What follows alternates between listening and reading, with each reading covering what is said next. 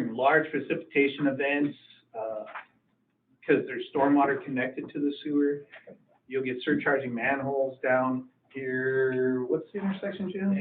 Hagen and Second? Fifth. And the headworks also floods, and then the guys are down there trying to rake for trash and waders, and it's pretty gross. But you're working on a stormwater project to disconnect that, so we're headed in the right direction. The system contains 2 lift stations. The Spires has a lift station that serves it, and then the new one we put in off Highway 212 a few years ago. It's been working really well, except for just like every lift station, it seems like in the nation, it's dealing with clogging from those nice sanitary wipes that are indestructible, and they ball up and clog the pump. The treatment system is 3-cell aerated lagoons.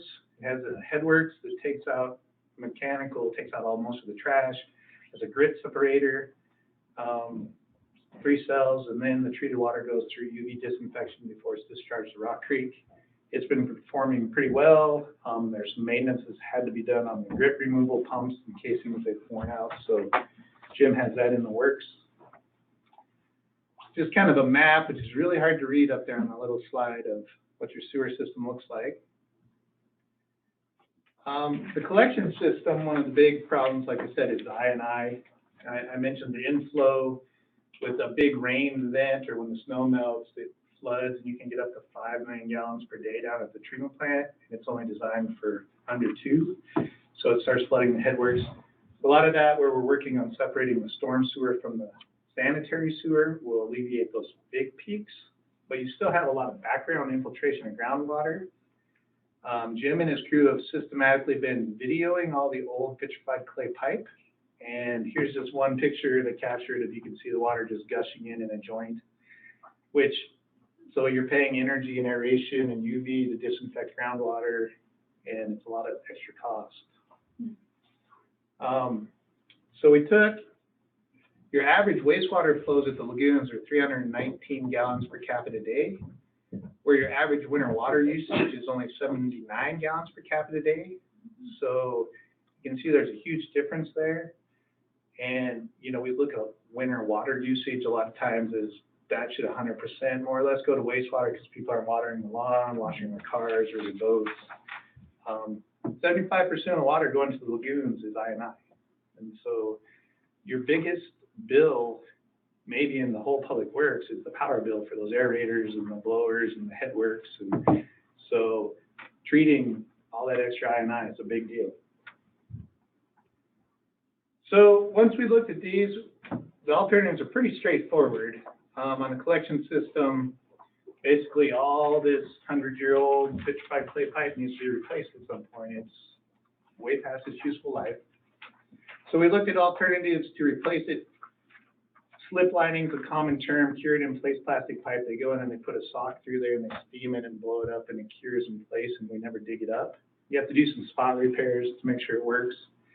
Or doing the traditional open cut, where we go out there with the big yellow locators and dig everything up and put in new pipe. A lot of times we have to evaluate not a lot of times, we always have to evaluate the videos, because we can't correct poor grade or big bellies, like where it's sink with the cured in place. So we got to make sure that there's a balance, and if we get too many spot repairs, it's more cost effective to do open cut. Again, here's the map's a little hard to read, but all the red highlighted sewer mains are the ones that Jim's crew has been able to video.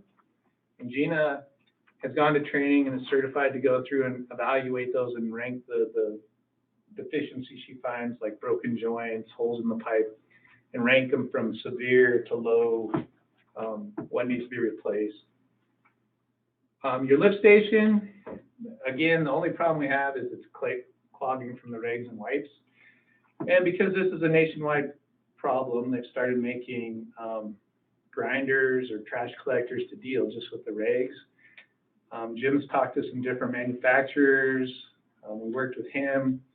We kind of have a solution where we could just upstream from the lift station, put in a little grinder that'll actually shred those and keep his. You're pulling the pumps once a month right now? Once a month, every other month, we have to pull it up, and all we have to do is pull it up and get the rag out of it. Then it works fine, but it's a half-a-day job to pull a pump and do that. And it's not a very fun job for the guys either, so. Sure. Yeah, so, that's a pretty straightforward alternative. Fortunately, you guys are in really good shape. Treatment system, your draft permit. Did you get the final permit? Yes. So we got the new updated MPDS permit, your discharge permit for Rock Creek, and they found no reasonable potential to exceed nutrients or metals. So you don't need to do any additional treatment. Everything you got, other than the normal hiccups lagoons experience with turnover in the spring and fall. So that was a really big deal. You got a really favorable permit. So we don't have to look at treatment alternatives that get real expensive. So when we look at costs on these alternatives, we look at the capital costs to build them, obviously. We also look at long-term O&M costs, like what would cost of power, manpower, maintenance. And then the funding agencies and stuff have a prescriptive formula. We have to look at the salvage value after 20 years of, because that PVC pipe, we say it'll last 40 years, but it'll probably last 100. So it's still worth something after 20 years. It's a straight line depreciation. Part of the reason we look at that is we can help you get grants, low interest loans for capital costs. There are no grants for ongoing maintenance for power bills, labor, insurance, those kind of things. So sometimes a more expensive alternative that has a lot lower O&M is, over the life of the 20 years, a lot more attractive. So on the alternatives we looked at for the collection system, if we went in and replaced all the vitrified clay pipe, if we could do slip lining, it's about $12.5 million. If we open cut traditional, it's about 17.5, because you end up with the road restoration and it adds cost to it. Your annual savings, Gina did her best to calculate what you'd save, and it's pretty conservative, just, $22,000 a year just in power bills and maintenance and things. So then there's a salvage value on that straight line depreciation. And so if you look at the present worth of those, about 10.8 million versus 15.8. The grinder pump is about 100,000 to put in. You're not going to save a lot of, we figured half a day of Jim's crew a month trying to figure that out. We probably undervalued him there. But it comes out to about 76, not 67. So then, to get a preferred alternative, we put them into a decision matrix. We have ranking criteria. We look at the life cycle costs, O&M, not just the cost, but certain concerns, safety. Like at the headworks, when it flooded, when we were doing the stormwater, it was a big deal. We don't want guys in there in raw sewage, raking trash and trying to keep things running, Permitting, social impacts, the environmental impacts, sustainability of the system. Public health and safety obviously is paramount. You're charged with protecting public health and safety. And then land acquisition is always a big deal because it can slow down a project significantly if we have to get new right-of-way or something. And these criteria are also weighted, with input from Jim, like life cycle costs, we're giving a weight of 10 because costs are always important, O&M 7. Permitting was a 4 because it's pretty straightforward, particularly here where we're looking at placing existing pipes and existing right-of-ways. On down the line. And the preferred alternatives are to slip line as much of the existing sewer as we can, and then to put in the grinder upstream of the lift station. So obviously tackling a $12.4 million project is beyond your budget and resources. So it's like eating an elephant one bite at a time. We're going to look at breaking it into phases and start with phase 1, 2, and just start chipping away at it. So we sat down with Jim, and between Gina ranking all the videos in the highest priority areas and what his on-the-ground experience concerns and where his ran into difficulties over the years. Phase 1 is the alley between Broadway and Hauser from 19th to 10th. It's all high priority based on the videos. You can see there's rocks sticking through it, crack joints. And it's also very deep, and it's a major collector of that half of the old part of town. But it's, how deep is it, Jim? In some areas, it's almost 15 feet. 15 feet. So it's a narrow alley, so it'd be very difficult to get in there if we had to go in and fix or repair. So that'll be phase 1. Phase 2 is the rest of the high severity that was identified from the video we have. And then as Jim's crews continue to video it, we'll continue to help him prioritize those and develop the phases in the future. So that kind of highlights the red section outlined would be phase 1. You know, it's a long stretch there, and then all the ones in blue would be phase 2 at this time. So the funding strategy, when we start looking at the commonly available state grant and loan programs, several of them look at what's called the target rate. A long time ago, I want to say 20 plus years ago, the DNRC did a survey statewide of water and sewer rates, see what communities normally pay. They want, in their words, communities to have skin in the game. So they want you at the target rate before you're eligible for some of these grant programs. So they take the MHI, the median household income for the community, and they've determined that water and wastewater rates should be 2.3 of the MHI for an average residence. If it's water only, it's 1.4%.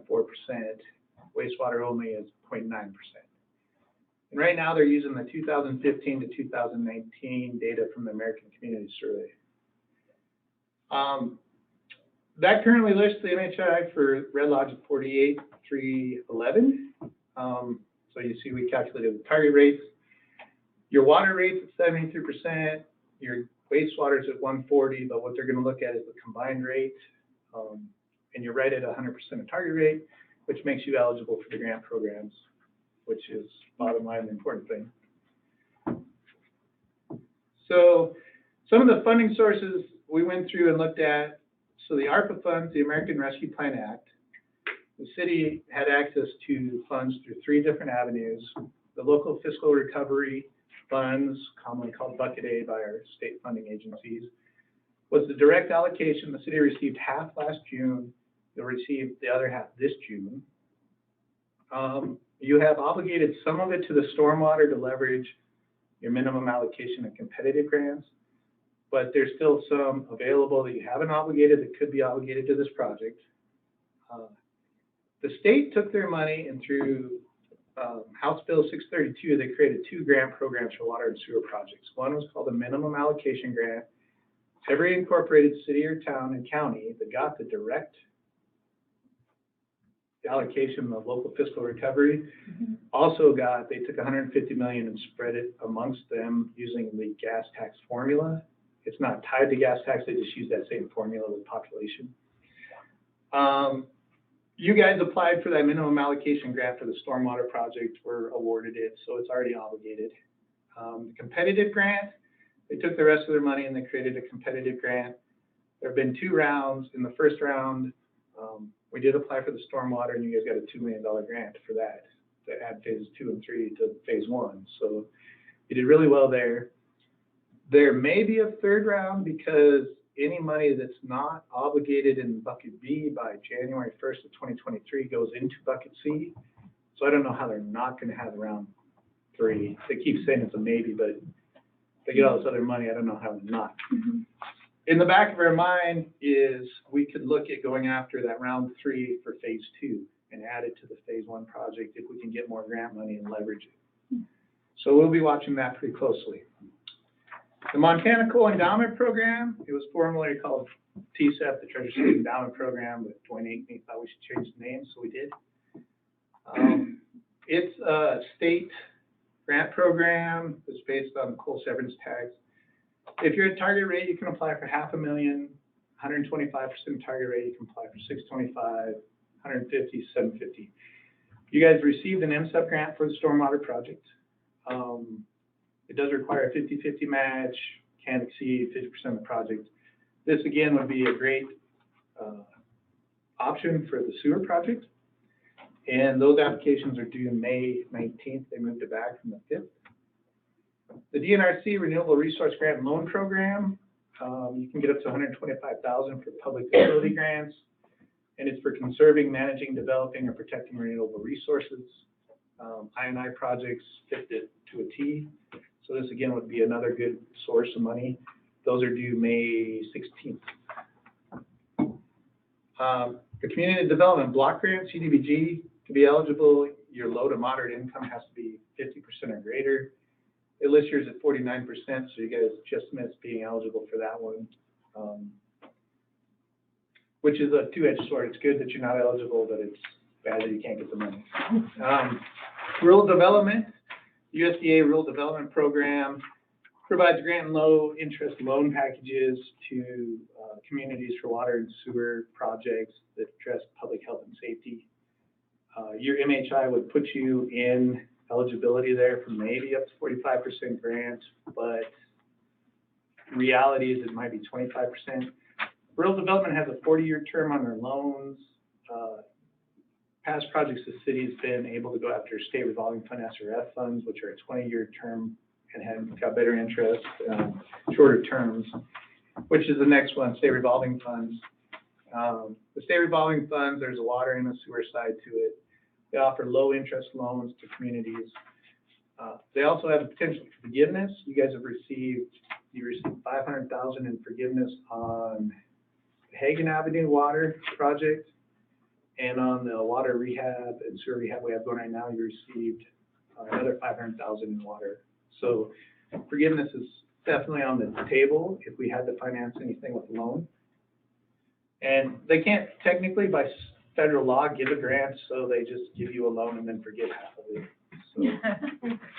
So, but our proposed funding, same now as Jim, is you guys have been pretty proactive, keeping your rates current and raising them 2 to 3% every year, and have built up reserves in the sewer fund for these projects.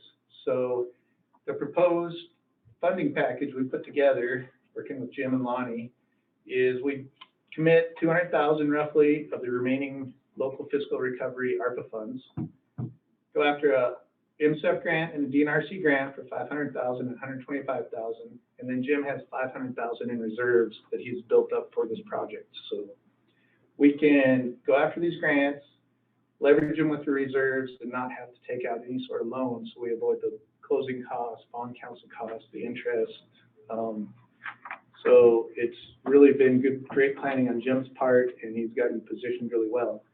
And we're maximizing, turning your $500,000 into a $1.325 million project. And then we can add phase 2 with round 3 ARPA. It might get to be a $2.5 million project for $500,000 contribution from the city, but that's a maybe. So the implementation schedule, like I said, MSEP and DNRC grants are due in May. Jim would like to get ahead of the curve because there's a lot of work hitting the streets with all this ARPA money. So using the reserves, we'd go ahead and survey and do the field work this fall, design it through the winter, submit it to DEQ next spring, have it all approved, ready to bid, so that if you got the MSEP and DNRC grants, we could turn around while everybody else is starting to go to design, we'd go to bid and be a year ahead of them. And currently, with 8% inflation, that on a $1.325 million project is a lot of money. So if we can get ahead a year. So that's kind of where we're at. Do you guys have any questions, or I'll start with you guys and maybe open up to the audience. I have a question about those 2 grants that are due in May. Is Great West going to be applying for those funds? Yep, we're already under contract with you guys and working on them. Thank you. Just to clarify, so the city reserve, we're going to use that $500,000 as match for the MCEP program. Is that Yes. what that is? Yep. Okay. Yeah, Okay, I think thank Jim said he has a little over 800,000 in the sewer Okay. system reserve, so he can put 500,000 towards this project, and so that's plenty if a pump goes out or anything. Okay. And he and Lonnie have been working to build that up, knowing that these projects were coming. Understood. Thank you. Questions out there? I went through some of that kind of quick. Yes, ma'am. So I was just wondering, so now what kind of work is going to be done this spring? The actual work for, This spring would be just finishing up the PR and doing the grant applications. so are we going to be digging anywhere or doing anything? No, we wouldn't be digging at the earliest would Till be next year? fall of 2023 or spring of 24. We're already digging on we've got the existing the current water and sewer rehab project that is on winter shutdown. Mhm. And they'll be restarting that at the end of May, beginning of June. And we have to finish, Grant Street. Grant Street and then White Avenue PRV. And we'll be getting out updates on that as soon as we get their schedule and when they're gonna restart.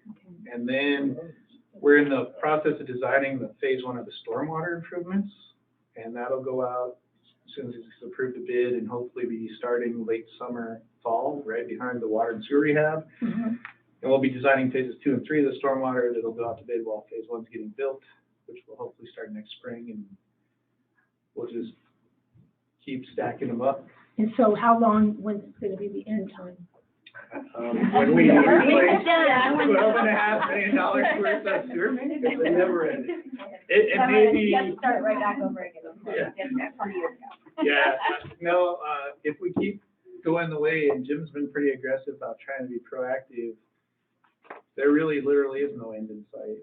I mean, he'll be trying to knock out a chunk you guys have a pretty short construction season down here. Yeah. Right. So we gotta take advantage and try and have something lined up and ready to go June to September and keep chipping away at it. Mhm. Like painting the Golden Gate Bridge. Yeah, Yeah. exactly. Mhm. We just paint it and start over. Yeah. Well, once we get the water, we got replacing stuff. I mean, the PVC pipe and stuff, it lasts a long time. It'll get you through, but you have a lot of needs and we gotta just keep chipping away at them. Lonnie, this might be a question for you. Do we have the ability to blow up that map that shows the red area and then the blue areas for phase 1, phase 2, so just so that the community can Mhm. look at it, or? Absolutely. Is there a way to? Well, just a way to make that available to the public in a way that they can zoom in. I'm not sure if that already exists or not, but if we can make it available. We can send it, and Gina, you brought PDFs for Lonnie, right, or were you doing that too? I gave her the USB. So we did the handouts have 3 slides per page. Yep. Gina did one with 1 slide per page. It's a little more legible that Lonnie can Yeah, I would have just available. put on the list. I think that would be. And Great we to can answer get you questions. big printouts, 11x17s, whatever you like. And after tonight's meeting, we'll go back and finish the draft PR actual report. And early next week, you should get a 3-inch thick report if you really want to read something. Well, how different is this than the project in the CIP, and would any of those maps suffice? I don't know. This would be in addition to the projects in the CIP. And as we work on these gyms, we'll start working them into the CIP, phase 1 and 2. But we can provide the maps. That's not a problem. What percentage of the collection system is, Bitcoin type? Gina, you No, did it's like 33,000. 33,000 feet out of wow. 140. Yeah. So, I mean, everything up on the bench is newer as Uh-huh. PVC, but most of the old portion of town is VCP, so was that about 20-25% of the system is 100-year-old VCP. So I think you got your money out of it. Any other questions you guys have? It's an easy crowd. All right, so All right, then with that, we will close the hearing on the preliminary engineering report. Thank you. thank you. Next up is to open the hearing on the environmental assessment.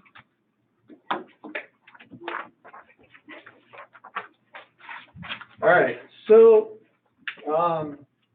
I don't want to read this verbatim to you guys, but there's handouts of the environmental assessment as part of the PER process.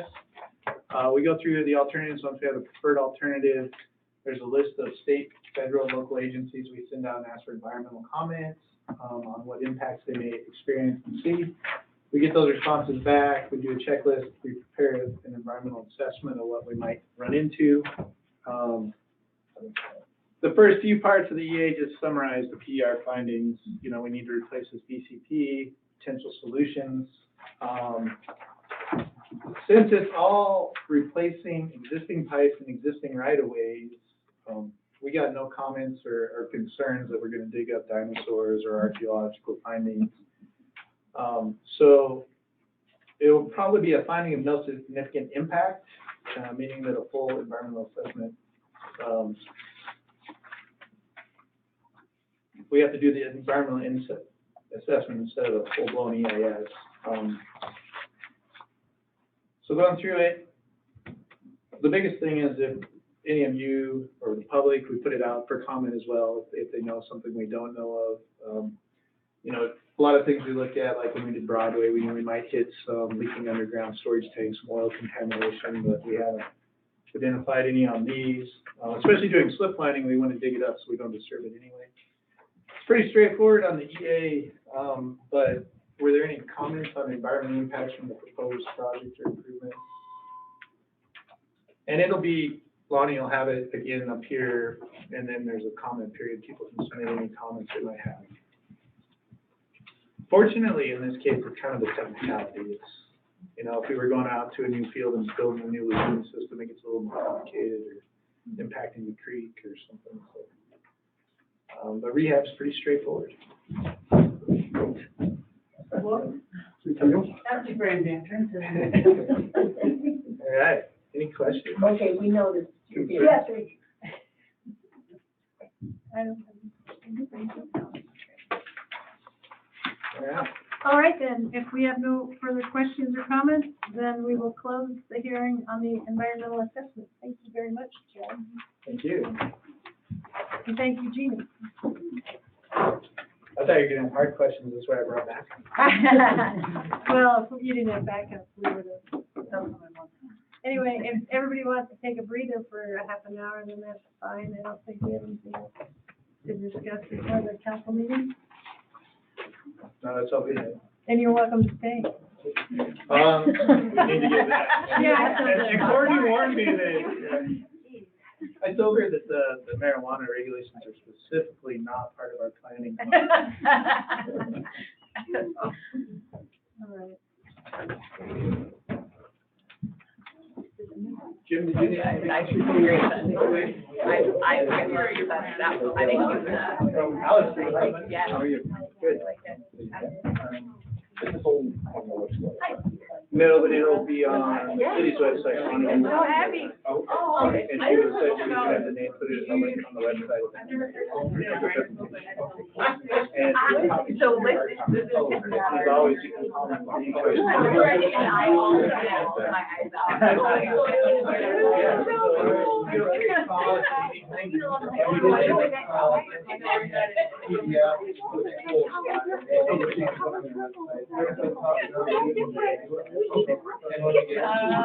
yes.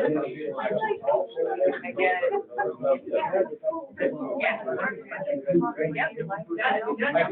No. Yep. Yes, I totally understand that feeling. I was thinking like, especially if they're not pumps and are.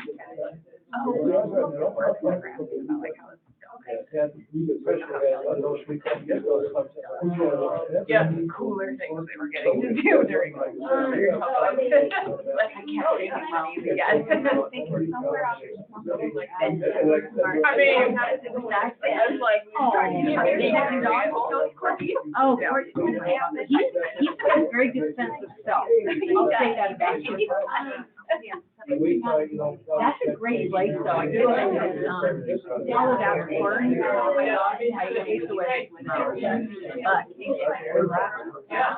yeah, and then they bought some, forgot about it, and now they discovered it again today, now they're like, choice again. But, yeah. Well, and now we're mom. Yeah. Like, way too expensive if they left them.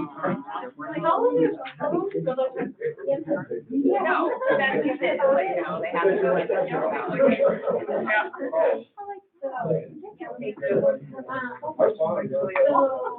And then I have one more question. Yes, ma'am. I was just gonna, I had a question.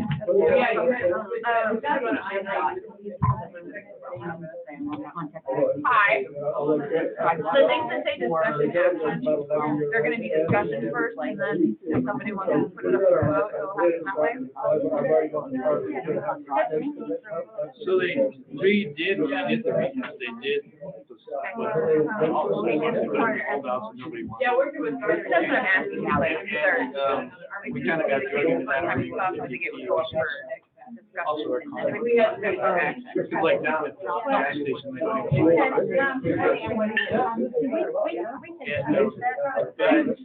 But there is question. actually, my friend, actually. There's.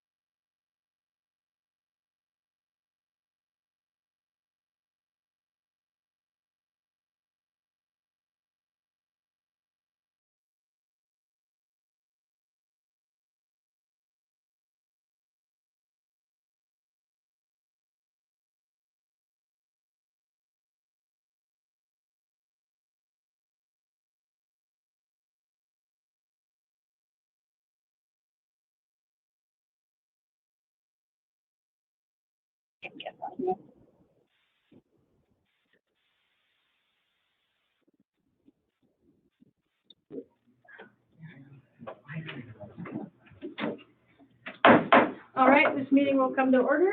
Please stand for the pledge of allegiance.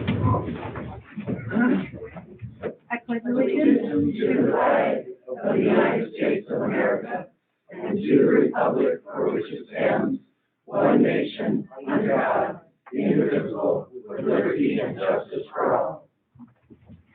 Thank you. Roll call. Arthur? Yes. Battle? Yep. Kelly? Here. Irvin? Here. Seaton? Here. Bonnie? Yes. Lisa? Here.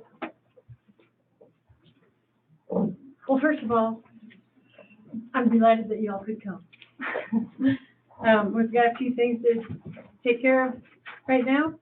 The first thing I'll let you know is a very nice thing. Recently, can everybody hear me okay? Could you please increase the volume a little? Yeah, I'll do that.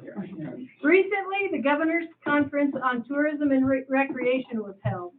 The community of Red Lodge was chosen to receive the Tourism Destination Award, recognizing outstanding achievements to advance tourism through marketing, product development, destination events and activities, and compelling experiences in the tourism industry. The press release reads, nestled against the Beartooth, Montana's highest mountain peaks, Red Lodge is a place of extraordinary beauty with great shops, eateries, lodging options, genuine warmth, and a welcoming Western-style hospitality, all of which landed the community of Red Lodge on the runner-up list of the 10 favorite places in America by Roger Brooks of the Destination Development Association in 2021. So thank you to the Red Lodge Area Chamber of Commerce and all the businesses and individuals that contributed to the community of Red Lodge receiving this award. Thank you.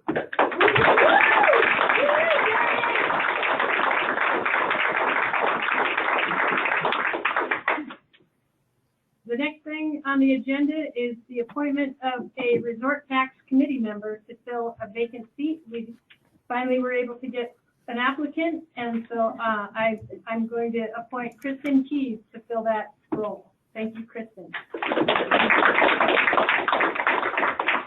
The next thing will be the appointment of pool advisory committee members, Charlotte Bernhardt, Susie Pendergraft, and Lindsay Hoffman. Thank you to them too. And with that, a little bit about the pool. If you'll notice in your packet, there's a very nice update that they provided. If you'd like to go back and read it, it's in there towards the end. Another thing is that, you know, the pool can't operate without lifeguards. So if anybody has any ideas, any nephews or nieces or people who love swimming, please ask them to apply.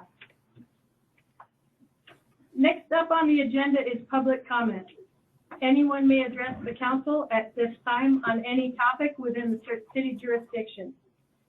Prepared statements are welcomed and should be given to the clerk of council. Lonnie. Prepared statements that are read, however,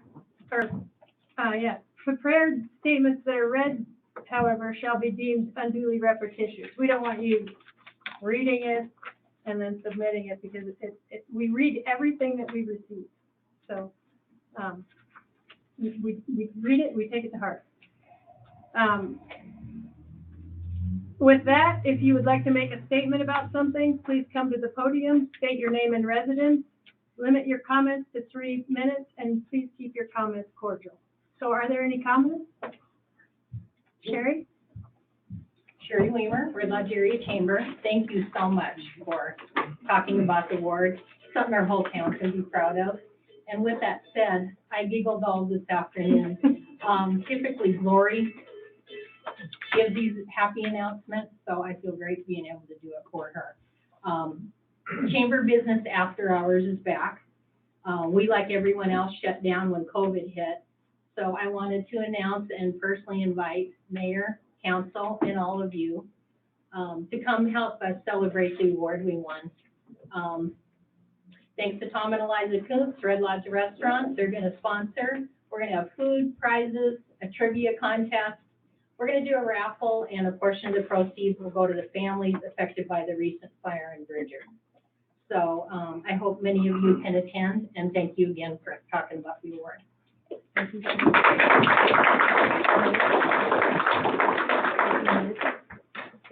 Sherry, when is it? Thursday, right? I'm sorry, that's the paragraph I missed. It's Thursday, right? And Thursday, April 28th, 5:30 to 7. You can come and go. It's just kind of an open house. Back room in the Red Lodge Pizza House. Thank you. Are there any other comments? Hi, I'm Barry Bowles. I live at 1521 Silver Circle here in Red Lodge. Thank you for giving me the opportunity to speak tonight. When I drove through Red Lodge over 20 years ago, I always wanted to live here. I knew this was home. When I sold my restaurant in West Yellowstone, I became a full-time resident 11 years ago, and my daughter attended high school here. What I loved most about Red Lodge was the quaint, old-fashioned, and beautiful downtown. I think we have something truly special, and from the tourism award we just won, we are doing something right. When recreational marijuana came onto the ballot in Montana, I voted for it, as did the majority of Carbon County. When I voted for it, I did not know that it would be allowed in city limits.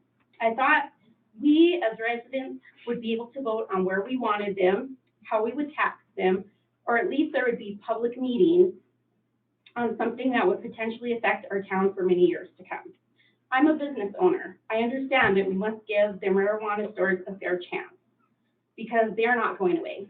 But I also believe that people who seek out these stores will drive to wherever they are, preferably if that be in the north or south entrances to Red Lodge. I also think that if you allow marijuana stores downtown and limit them to 2, you will have a potential lawsuit or lawsuits in the future if you do not allow other marijuana stores in.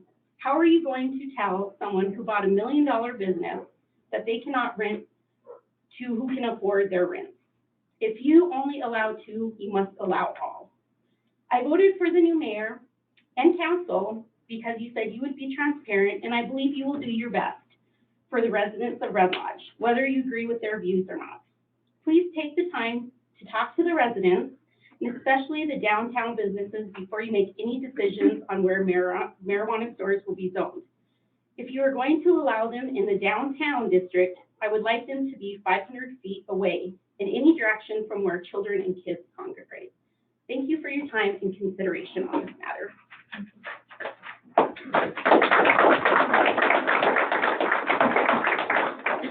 People, I understand why you want to clap, but we have to have decorum in the chambers, and we have a lot of things to get through tonight. So if we could refrain from the applause and just use that time for comments, it would make things go a lot better. So does anybody else have a comment?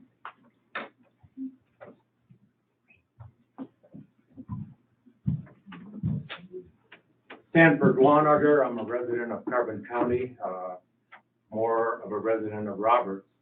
We went through this with the Carbon County issues about a pot shop that was going up next to the school there in Roberts. And thanks to the local pot shop owners in the county that have helped us to eliminate that one.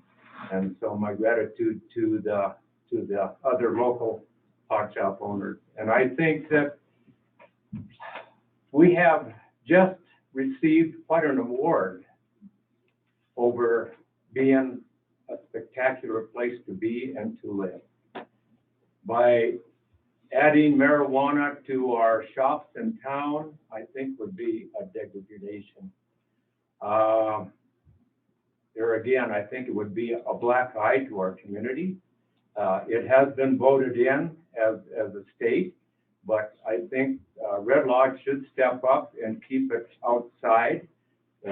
County commissioners have already set up guidelines that our existing pot shop owners have been working with them to make it more applicable to residents and to people close to them, to our schools, to our public areas. And I would really appreciate if they would take into consideration not to have any local within our city limits, any pot shops. We can look at the money income. Then again, you'll have to look at the adverse effect too, where that money is going to go and how much more it is going to take to probably, control that. The county commissioners, I think, have done a pretty spectacular job on that to eliminate a lot of that. And the money that comes in, I don't know if you can justify the income against what it's going to cost to have the deterrence of it there. So I would appreciate there if you would, I guess, hear my voice there too. Thank you very much. Thank you. Are there more comments?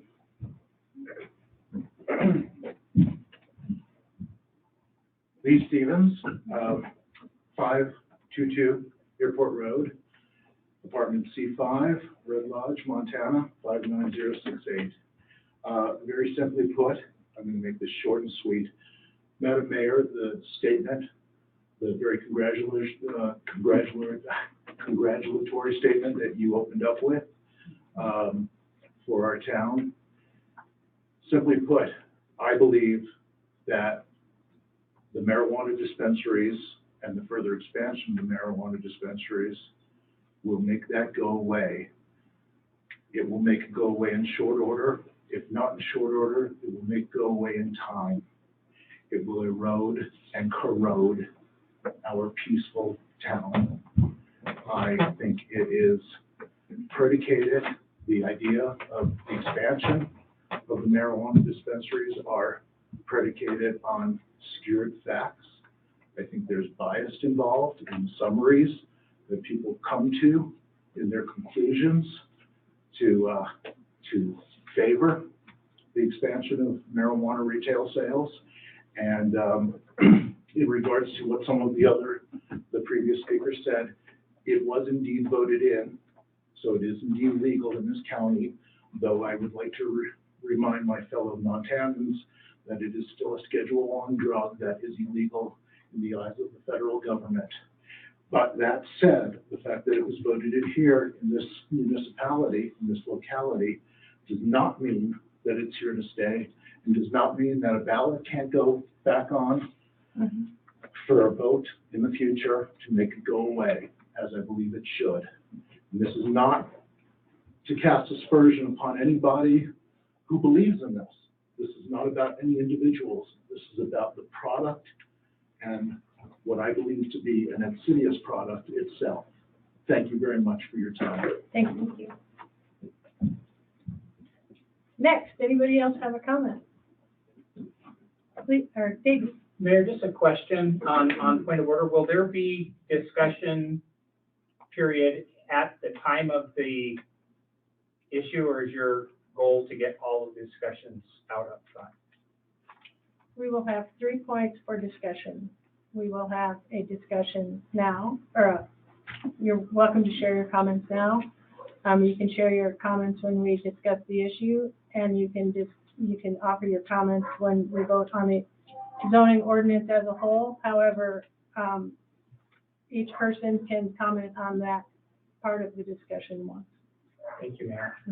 I'll wait until we discuss the issue. Anyone else?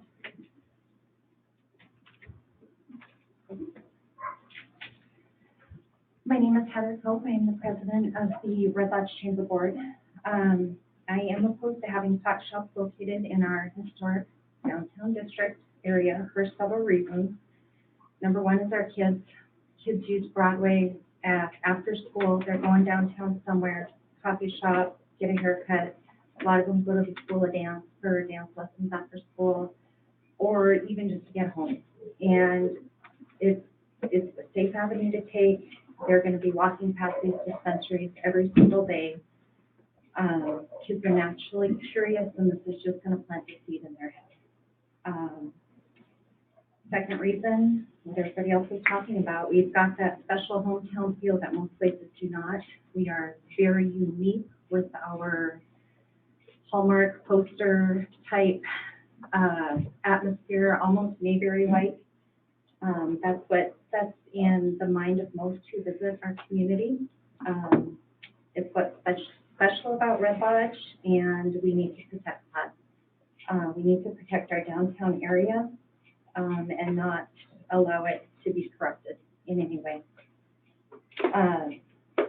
Again, Red Lodge was named Tourism Destination of the Year, which will be great for all of our downtown businesses. We're going to have more and more people here, and we did not get that award because we have hot shops on every block.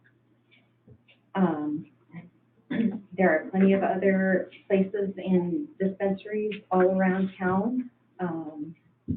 We don't need them on our historic Main Street. They're north of town, south of town, east of town, all over. Like, if you want it, you can go find it. It doesn't need to be advertised right on Main Street. And in short, I just ask the council to listen to the concerns of everybody here tonight. Protect our kids, number one. Protect our schools, our churches. Protect what makes Red Lodge so unique and special. Our integrity, our values, and our historic district downtown. This is something that has the potential to affect Red Lodge for a very long time, so I ask you to not take it lightly or just breeze past it. Please listen to everybody here. Thank you. Thank you. Any more comments? Any more comments? Any comments online? All right, last call for comments. I'll comment. Oh, okay. I've never been to one of these. It's kind of amazing. So my name's Tracy Kanofsky. I'm in Carbon County down the road. And I was one of those impressionable, corrupted kids as a kid. And everybody was doing it right. And so I did it too. And I'm lucky to have survived a car rollover. And I just think kids are too young to be making these kinds of decisions. I'm with this woman that they can be everywhere else, but if you put stuff in front of kids, you just normalize it. I understand it's legal and you can't discriminate against everything, but we can control where it is. As a third generation Montanan, I don't feel like it really represents what I grew up in the state, that how I hope our state will carry itself forward. So I would just like to put my 2 cents in to keep it off Main Street and out of tourism, and God bless them beyond that, you know, just not right there front and center for every person who comes here from around the world to see what's going on here. Thanks for listening. Thank you. I'd like to comment too. I live in Billings, but I've taught 42 years. And then now I've worked with dyslexic kids for years and years as well. Could you state your name, please? Yes, Shelley Robbins. Sorry, Billings, Montana. We come to Red Lodge quite often. We were at church here for 9 years. We came up and drove every Sunday, came to church here. And but then my husband is now deceased, and so when he was ill, we quit coming. But we got a real heart for Red Lodge. And I did grow up in Billings. But anyway, all the years of teaching, I have many friends in the field, and we've watched over the years. My last teaching school, before I started my business with dyslexic kids, was Lockwood. Lots of drugs there. And we watched what's happened to the kids. Like, what I'm concerned about as a teacher and then a grandparent now are the kids getting like gummies and, you know, some of the things that they now, I don't know if you know how it's processed now, but I have a hairdresser who does, and she's wants to run one of these and is doing, she's a professional chef too. And she's making like cookies and brownies and gummies and things that kids are really going to enjoy. And they're not gonna know. Some little kids, if their parents have this around, they might get it. But what it does to the brain of a child that is undeveloped, they're not full grown yet. And and marijuana, I've watched it even with some of my son's friends over the years, what it's done to them. And it does lead to other drugs. I know people say it's not addictive, and it does, but I actually worked with drug stuff as well in the schools. And so I've seen over the years what's happened. So I just would warn you, when I found out what they were gonna do, as far as like maybe having it in your downtown area where it's accessible, and talking to my friends in Colorado, it is devastating what it's done to Colorado, to the kids at school. They come and they're stoned, the kids don't even realize, the teachers don't realize they're eating some of the stuff at the school lunch. They can't tell them it's legal. They can't tell them no. And they don't know which is and what isn't, but they can tell how they act. And it's affected the principal friends I have there in the Denver area, and teachers have really said it's just been devastating. So I would just warn you that, you know, if you're really concerned about kids, they're our future. That I'm just putting my sense in anyway. But that is just my experience over the years. So, Thank you. yes, thank you. Any more comments? I would like to point out that there are 9 bars on Main Street, grocery store and a liquor store. We have an event here. Can you state your name I'm and your sorry, address? Christine Mulaney at 406 North Hagen, Red Lodge. We have kids walking down the streets. Sometimes people come out of those bars with a beer can. That will not happen with a shop that sells cannabis. There's going to be walks on, you know, I'm not a user, but I've been in them. There's things that they can keep from having kids come in. The foods are in sealable bottles. And, you know, a lot of the problems with drugs are from prescription medicine. So I'm not too sure what the big fuss is. We have empty storefronts downtown. If we put 2 of them downtown and they're not obvious, they cannot fly flags, they can't have pictures in the window, I don't see the problem. Thank you. Wow. Further comments? Any more comments? Any more comments online? Okay. Sorry, can I just stand here? Yes. If you speak loud enough so people can hear you. I would like to note that we are living in a democracy. Your name and address. And I live over by the old hospital. I'm not going to state my address. We are living in a democracy as stated for our Constitution. Red Lodge voted, and it did carry the county, unfortunately. I know there's a lot of county people here. But as far as the city of Red Lodge goes, we voted over 70%, I think, slightly. We also voted for you guys to represent the city of Red Lodge up there, and thank you for your service. I know this is challenging. I think it's amazing that we get all of this outpour from the county and Billings and other places, but you guys represent the city of Red Lodge, and the city of Red Lodge has voted. And no one here, unfortunately, was at the zoning meeting last week. So a lot of them don't have any information of what you guys have been going through and trying to make it fair, not having these across from schools, not, you know, trying to work out the park situation. 500 feet is a great idea until you actually look at it, and then it stops it from being anywhere in Red Lodge. So it's a case-by-case basis as you're trying to work out the zoning for something like this. And I invite people to be open-minded and somewhat neutral when you're looking at it, because, like I said, Red Lodge did vote for this, over 70%. And I think that democracy is what this country is founded on, and it needs to be respected. And these people have been voted in to also respect that. Thank you. Thank you. Any more comments? Any more comments online or on the floor? I'm not seeing any more comments, so we're gonna move on. Thank you.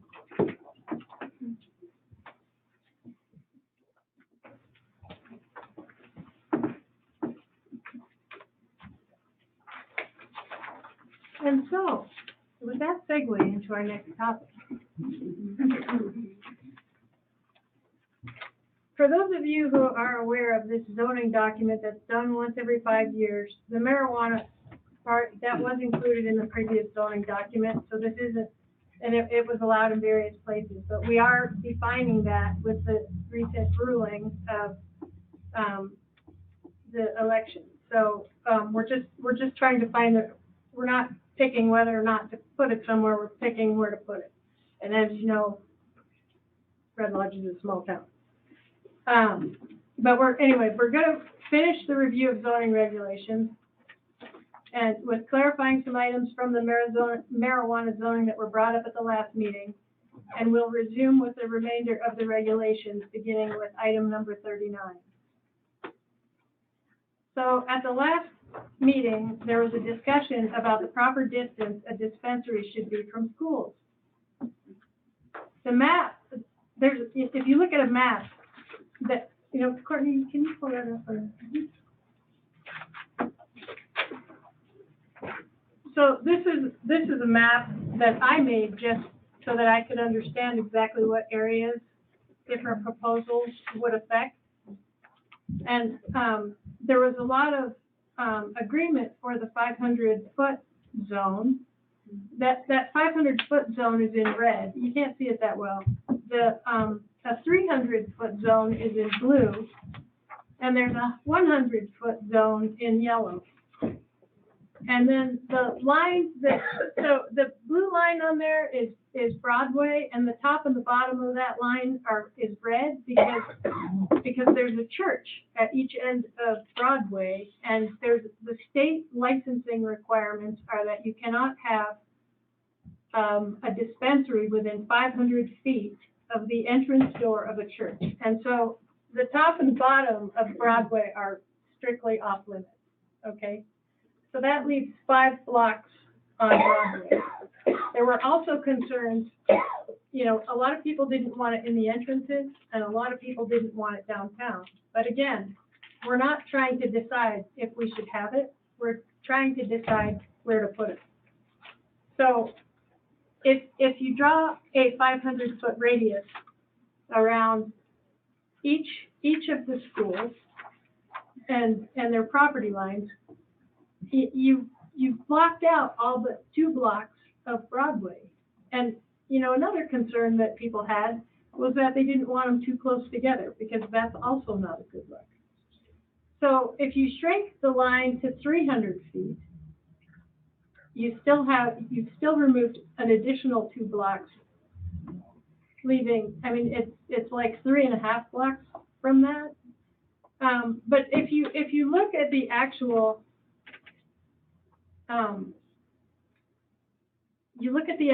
school, and I've driven around to be very careful. I think many of us have children up here. None of us want children to be near marijuana at all.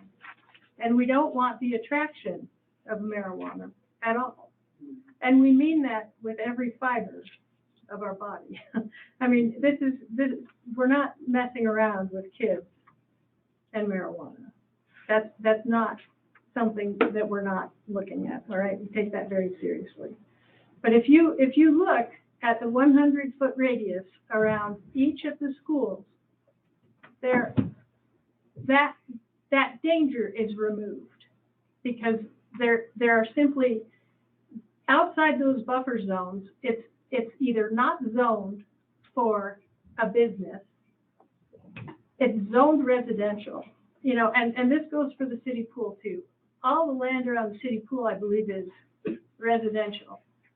You know, we've looked at this very carefully, and, you know, we will entertain more comments on this, but, you know, there's simply not very many places to allow a dispensary. And it was Red Lodge that is the reason why it's legal in Carbon County. So, you know, we have an obligation to make good on our vote. And our vote wasn't by a slim margin. It was by about 20%. So, but even if it was by 1%, we'll get there. Even if it was by 1%, we're obliged to honor, that's our job, is to zone it so that we can honor the vote. So, and that's not what I wrote down, but that's what came out. You know, there's any remaining commercial properties, and you're welcome to drive around, and I would encourage you to. Are places like the post office, the senior center, and the hardware store. None of those are likely to be vacated in the future. If they are, or if it looks like they might be, you know, there's not one thing that prevents city council and the zoning board from coming back to this. And you guys all have a voice in this. You're welcome to, you know, do your best to bring it back. But we are trying to do our best to place it somewhere. They are a business, and we need to be fair. Like we are to the 9 bars, the tattoo parlors, the drugstore, and the 4 grocery stores that sell alcohol. So we're not judging one way or the other. We're just trying to honor the vote. And like I said, the planning board and or city council, should they find it necessary or appropriate, they may revisit this issue. Should there be any concerns that we haven't thought of or discussed at any time. So, you know, that's the situation that I see. I want to hear whatever you want to share, and this is the first item we're going through. We'll have 11 items after this about lights and neon lights and things like that. But this is your opportunity to share with us what your thoughts are. That's our job, is to hear them. So there's a lot of you in here, and we've heard from maybe 8 of you. So, and we've gotten a lot of letters, and like I said before, we've read every single one. But you know, we want to hear from you. So please step up. This is your opportunity. This is the comment period for this item. So please, if you, yes. You guys have anything? Do we want to do comments Oh, here first?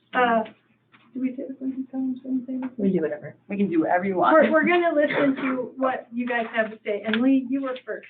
So Okay. please, Would you like me to take the letter? yes, please. And please try not Would you like me to to. restate my name? Yes, and please try not to duplicate what you've already said, just because there's a lot of people and we don't have a lot of time, okay?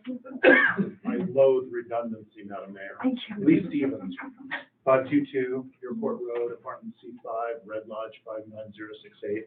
With all due respect, Madam Mayor, I understand that you're trying to be fair and stay objective, but what you're doing is you're equating marijuana, and I need to be redundant here, as I said before, it is still federally recognized as a Schedule I illegal drug. You're equating that with Johnny Walker Red, Jack Daniels, and Miller Genuine Draft Beer. You're equating that with a market and with other, what I consider legitimate businesses. There are many people here, I don't think I'm the only one, who sees that they're diametrically opposites. They're not the same things. Not all things are equal. So in that logic that you're using, that logic pattern, I take issue with that, because just because there are 9 bars on Broadway, I don't recall, and correct me if I'm wrong, but the vote for legalization of consumption of marijuana, there's no obligation that a pot dispensary need be opened up in the city of Red Lodge. You're not obliged to facilitate that. You are obliged to look at the prospect of it. You're not obliged to make sure it happens. So do you see my points?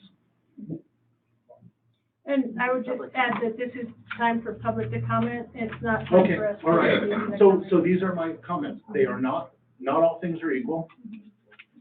A liquor store and a bar who sells liquor, according to drown law, is not the same as a marijuana dispensary. To myself and to many of my other Red Lodge, not county, not state, Red Lodge constituents, citizens, residents, and there's no obligation, as I recall, under the law that was voted in, that you need to facilitate the commencement, the opening of a marijuana dispensary within city limits. You're obligated to treat it fairly as it's proposed to you to possibly open, but you don't need to bend over backwards. If there's nothing in the zoning that permits it, 500 feet from the property line of a school, from the property line of a church, because there are several entranceways in a building, such as a church or a public school. Which one is who is to say where the primary entranceway is? Where do we start to denote the 500 feet from? So it's the property line of that property. That's all I have to say. Thank you. Thank you very much. Comments? Michael? Michael Keys, 408 South from Gillen, Red Lodge. The wording in the I-190 that we voted on 2 years ago, almost 2 years ago, the measure will permit adults 21 and older to consume and purchase from well-regulated state licensed businesses. And the story right there. Don't have to worry about the children, they're not allowed inside. Minimum signage, no one under 21 allowed unless they, or no one under 21 allowed unless they have their medical cards from the state of Montana. Children already see drunks outside the bar on Main Street. They don't say worry about the children's eyes. Children see swastikas on patches during certain times of the summer. They don't say worry about the children's eyes. Cannabis has health attributes. Alcohol has none. Just want to make this. Thank you. What did we vote? Excuse me, may I ask him a question? The Yeah. I-190 that we Yeah. all voted on, the wording says I was this gonna measure ask. will permit adults 21 and older to consume and purchase marijuana from well-regulated state licensed businesses. But we didn't vote to have stores. Excuse me, ma'am. Oh, I'm. You know, if you want Okay, to call the city attorney and get clarification, please do, okay? Okay. But we are, I understand. we don't know what he's referencing. Oh, I don't. We're not. Yes, I understand. I got it. Okay, any more comments? Yes, Dave? I have some scribble notes.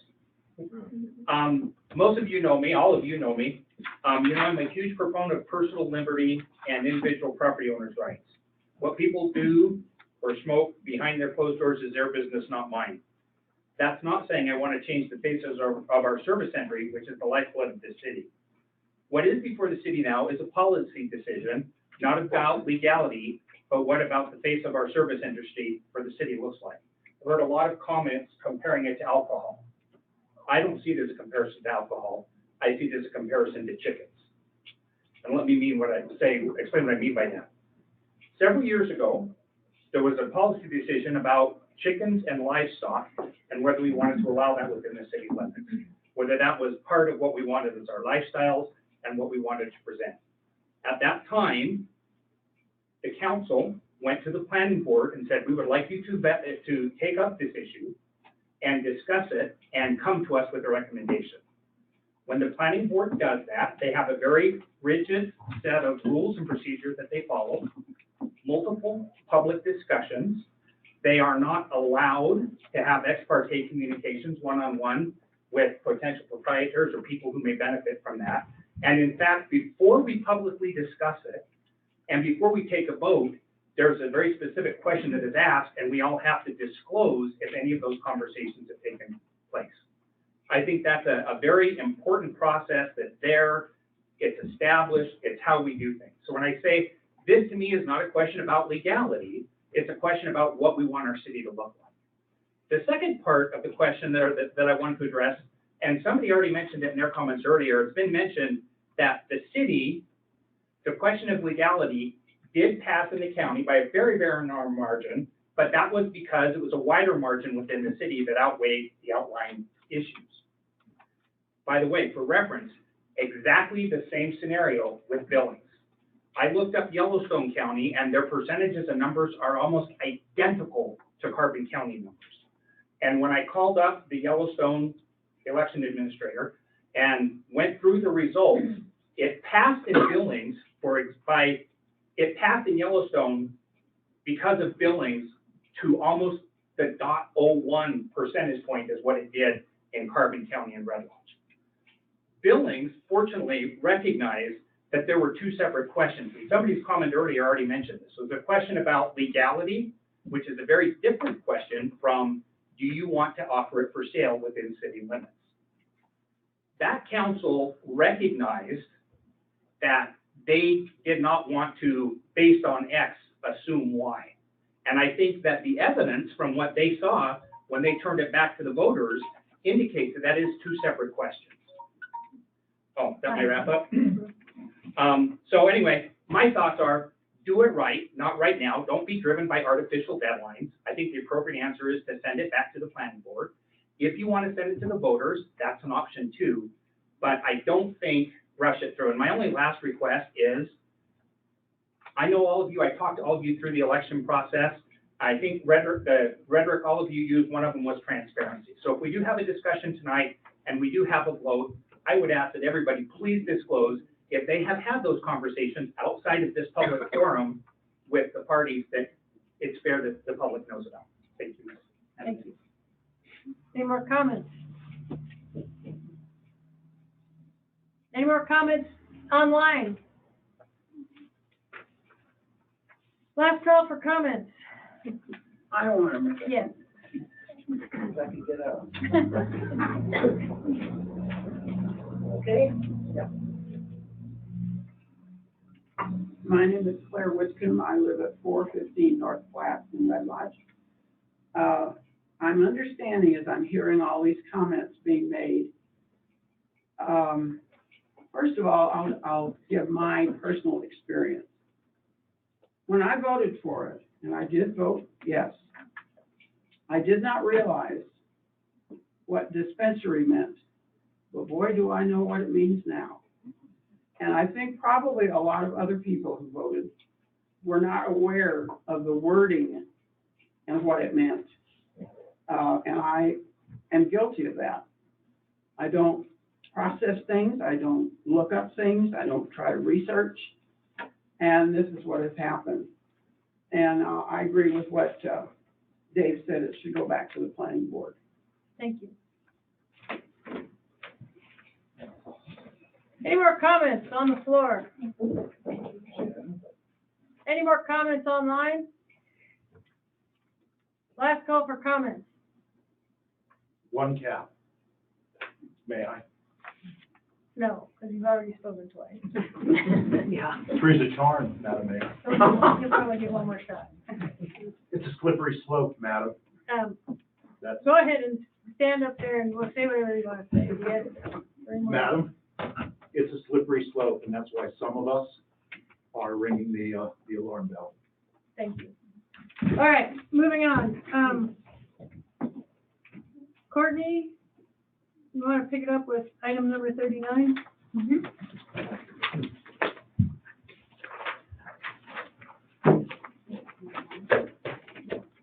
We also have our amendment list. Item number 39, section 4.6. So we are in our neon illuminated signs in the downtown, or neon illuminated signs. So we added definitions for neon externally and internally illuminated signage. So in the 2016, it wasn't very clear. So for example, we had language that said that neon and illuminated signs are not allowed outside of the downtown historic district, which is not true. We do allow illuminated signage. So we clarified what we mean by neon internally and externally illuminated signage, and we also used some of the recommendations for requiring lights to be dimmed at night. Again, things that are not outside of what are already being done, but we just tried to clarify more in the code. Thank you. Any comments from the floor on that? Any comments online? Any comments at the table? All right, thank you. I made a mistake. I gave all you people an opportunity to talk, and I didn't give council an opportunity to talk. And so, if anybody at the table has anything to say on, the zoning issue for marijuana, you're welcome to make a statement. Teresa, we'll start with you. It's something we need to address. It should be addressed in the current version that we have in front of us so that we can move ahead with all of the good work that has been done in zoning regulations that supports workforce housing and, the situation for housing in the city on the whole. The planning board is more than welcome and able to take it back as immediately as they want to make changes, but I really want us to try to figure out a way to move ahead without holding up all the good work that has been done. We could be tied up for months, and that would be a shame. That would be a shame for the city as well. Thank you. Jen? I think the thing that I want to focus on is that, for those of you that know me, I'm definitely I'm a process person. And at the end of the day, like, we're discussing 2 dispensaries total. That's what we landed on for now. And the proposal goes above and beyond the restrictions of the state in a good faith effort to protect children, address the concerns of the public for now. And that being said, was this a great process for coming to the best decision? I don't know that I necessarily agree that it was, but I would have, at the end of the day, I would have preferred that our planning board had, maybe presented us with some more well-researched options to choose from, but they did not do that. And so in the absence of that information, council has to serve the public interest. And at the end of the day, the majority of our residents voted for legalization. And so just one final note I want to make about the difference between city and county. I understand the argument that just because folks voted to legalize it doesn't mean we necessarily want it in our city limits or in our downtown. I understand that argument, but at the end of the day, the voters don't get to decide that they want dispensaries and then offset whatever positive or negative externalities that come with that to county residents who clearly were not as enthusiastic and also do not have representation at this table and do not have representation on our planning board. And so it's unfair for our planning board or our council to enact regulation that essentially puts dispensaries in their communities because we don't make room for them in ours. So we're talking about 2 dispensaries, and I know that, I guess I would just reiterate at the end of the day that if this is not what our community eventually wants, we have a planning board, and please show up to those meetings and tell them you want something else. But I don't think, that's my comments about where we are today. Thank you, Jen. Yep. Kelly? I guess I could just echo everything Jen just said. This is a really tough decision, or a tough place for the council to be in. Usually the planning board comes forward with options and with things for us to consider, and we don't have any of those. I feel like this is, somebody said it earlier that we have been talking about this for a while, and we have been thinking about this, and we have been poring over maps, and we have been trying to figure out how to make this happen in the most benign way for the city, based on the fact that 70% of people in Red Lodge voted for this. Like Jen said, whether or not that people knew they were voting for dispensaries in city limits, we're past that part.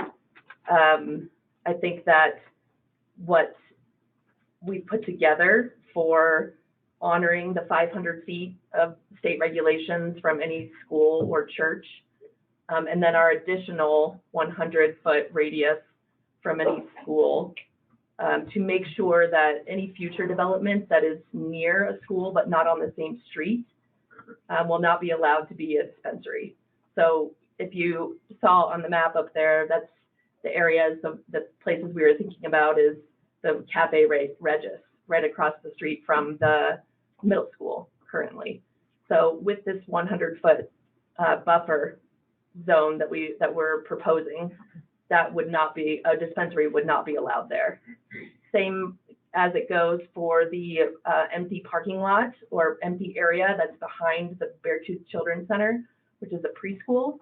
That 100-foot buffer would make it impossible for a dispensary to be located anywhere along that strip if that were to happen in future development there.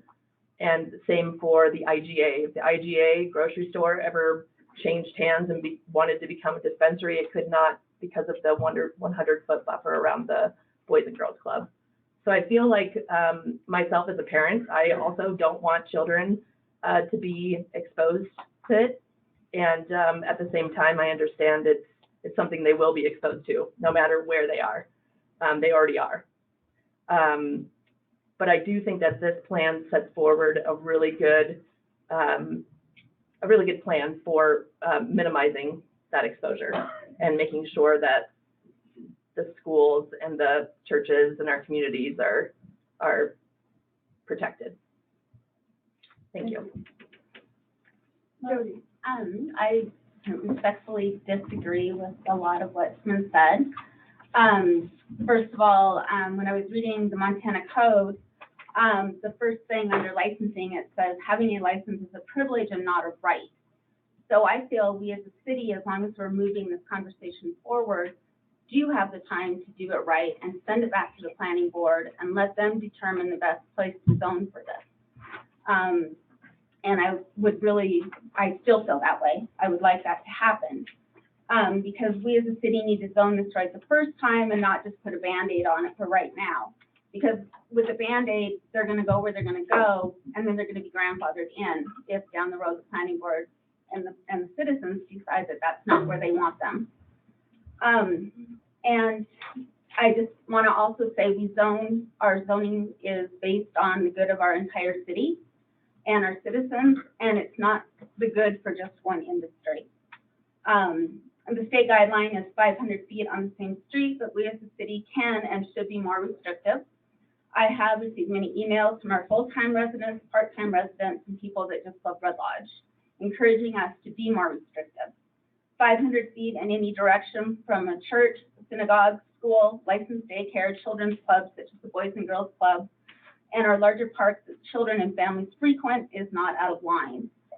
We've opened up both the north and south entrances for additional, places for these places to be. If we send it back to the planning board, I am sure that per Sandy Conley's statement at our last council meeting, they will be able to find a place for them in the Red Lodge city limits format where they can be placed and still meet the recommended more restrictive guidelines. I have heard personally from many business owners, including Tom Kuntz, who asked that I pass this information along. He doesn't feel marijuana dispensaries should be in the downtown historic district. By their nature and because of state regulations, window visibility and signage is limited. And since one of the main reasons to have shops downtown is for window shopping and foot traffic, he feels it's a waste of prime retail or restaurant space to have a dispensary downtown. He says having a marijuana dispensary is a destination that most people would be expected to drive to. And this is me. Whether we like it or not, marijuana still has a stigma, and we need to recognize that fact. Many of our citizens do not want it downtown, but want these stores hidden away. The state, by their nature of limiting advertising and window displays, show that they were also want it hidden away. I would like to move that we send this back to the planning board to properly zone for marijuana dispensaries, determine the distance from schools, churches, synagogues, licensed daycares, and our larger public parks that children frequent. I have faith that the planning board will do their job and do this right the first time. So is that a motion? It is. Is there a second?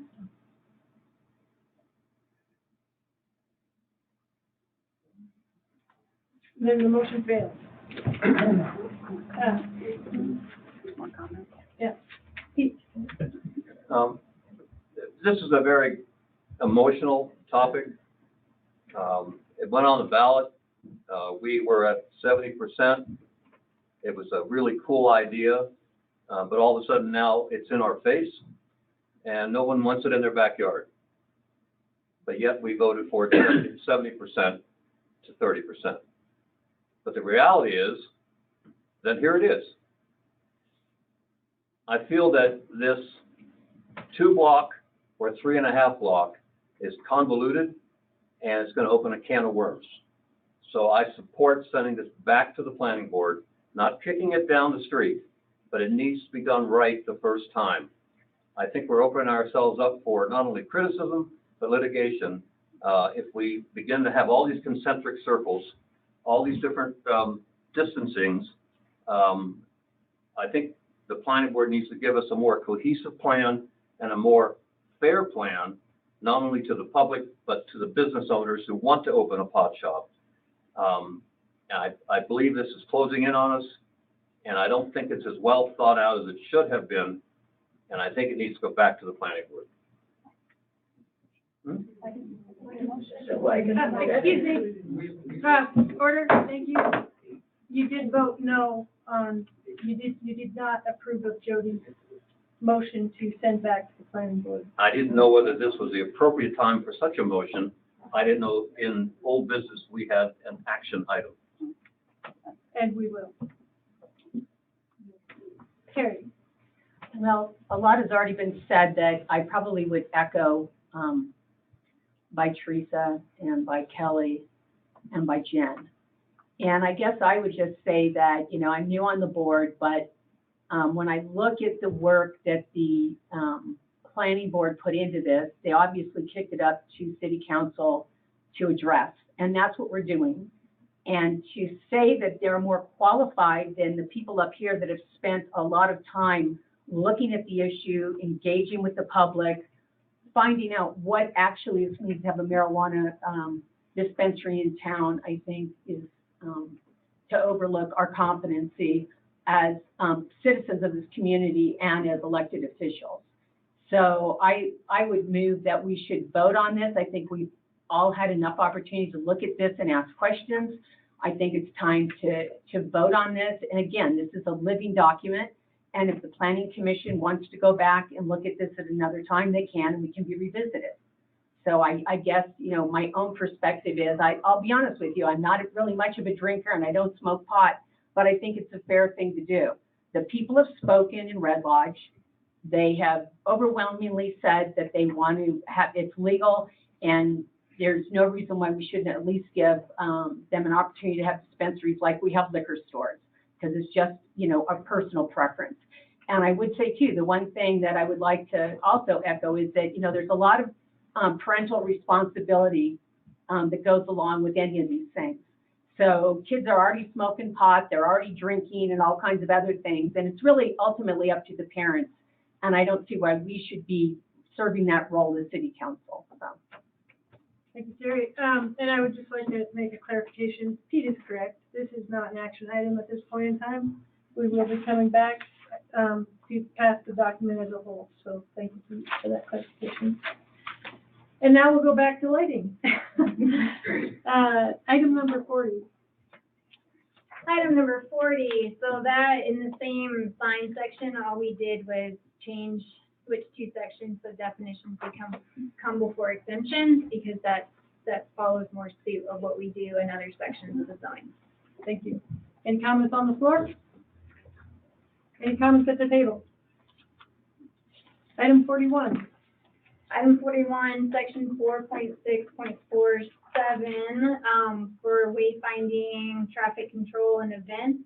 The sentence added temporary advertising for special events may be located at the Red Lodge Chamber of Commerce, but are still subject to section 4.6.120 temporary signs, just to allow clarification for where those temporary signs for special events can be broadcasted.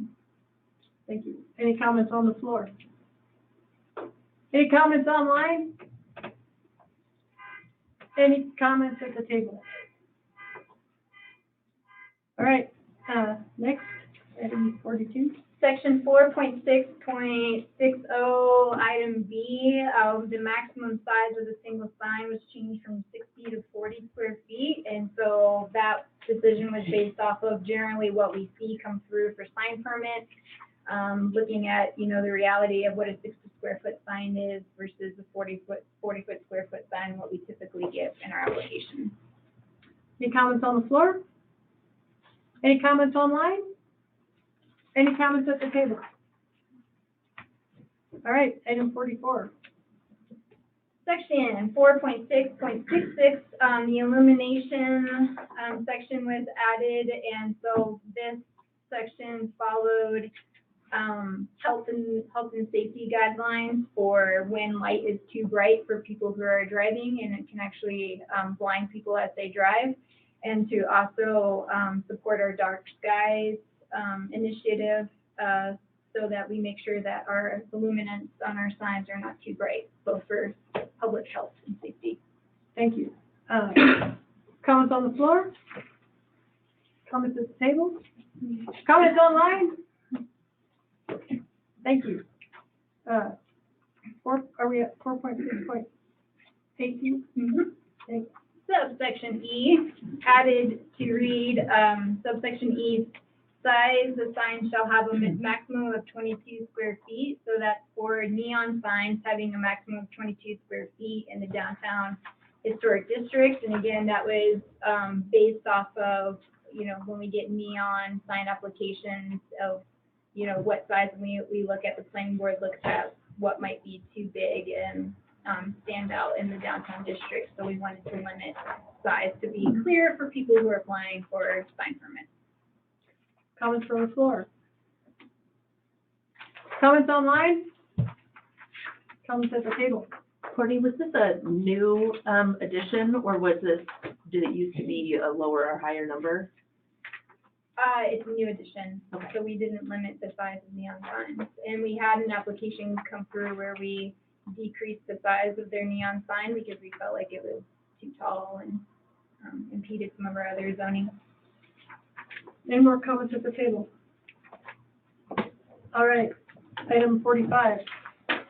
Section 4.6.120, the temporary sign size, again, reduced from 32 to 16 square feet, again, for similar reasons.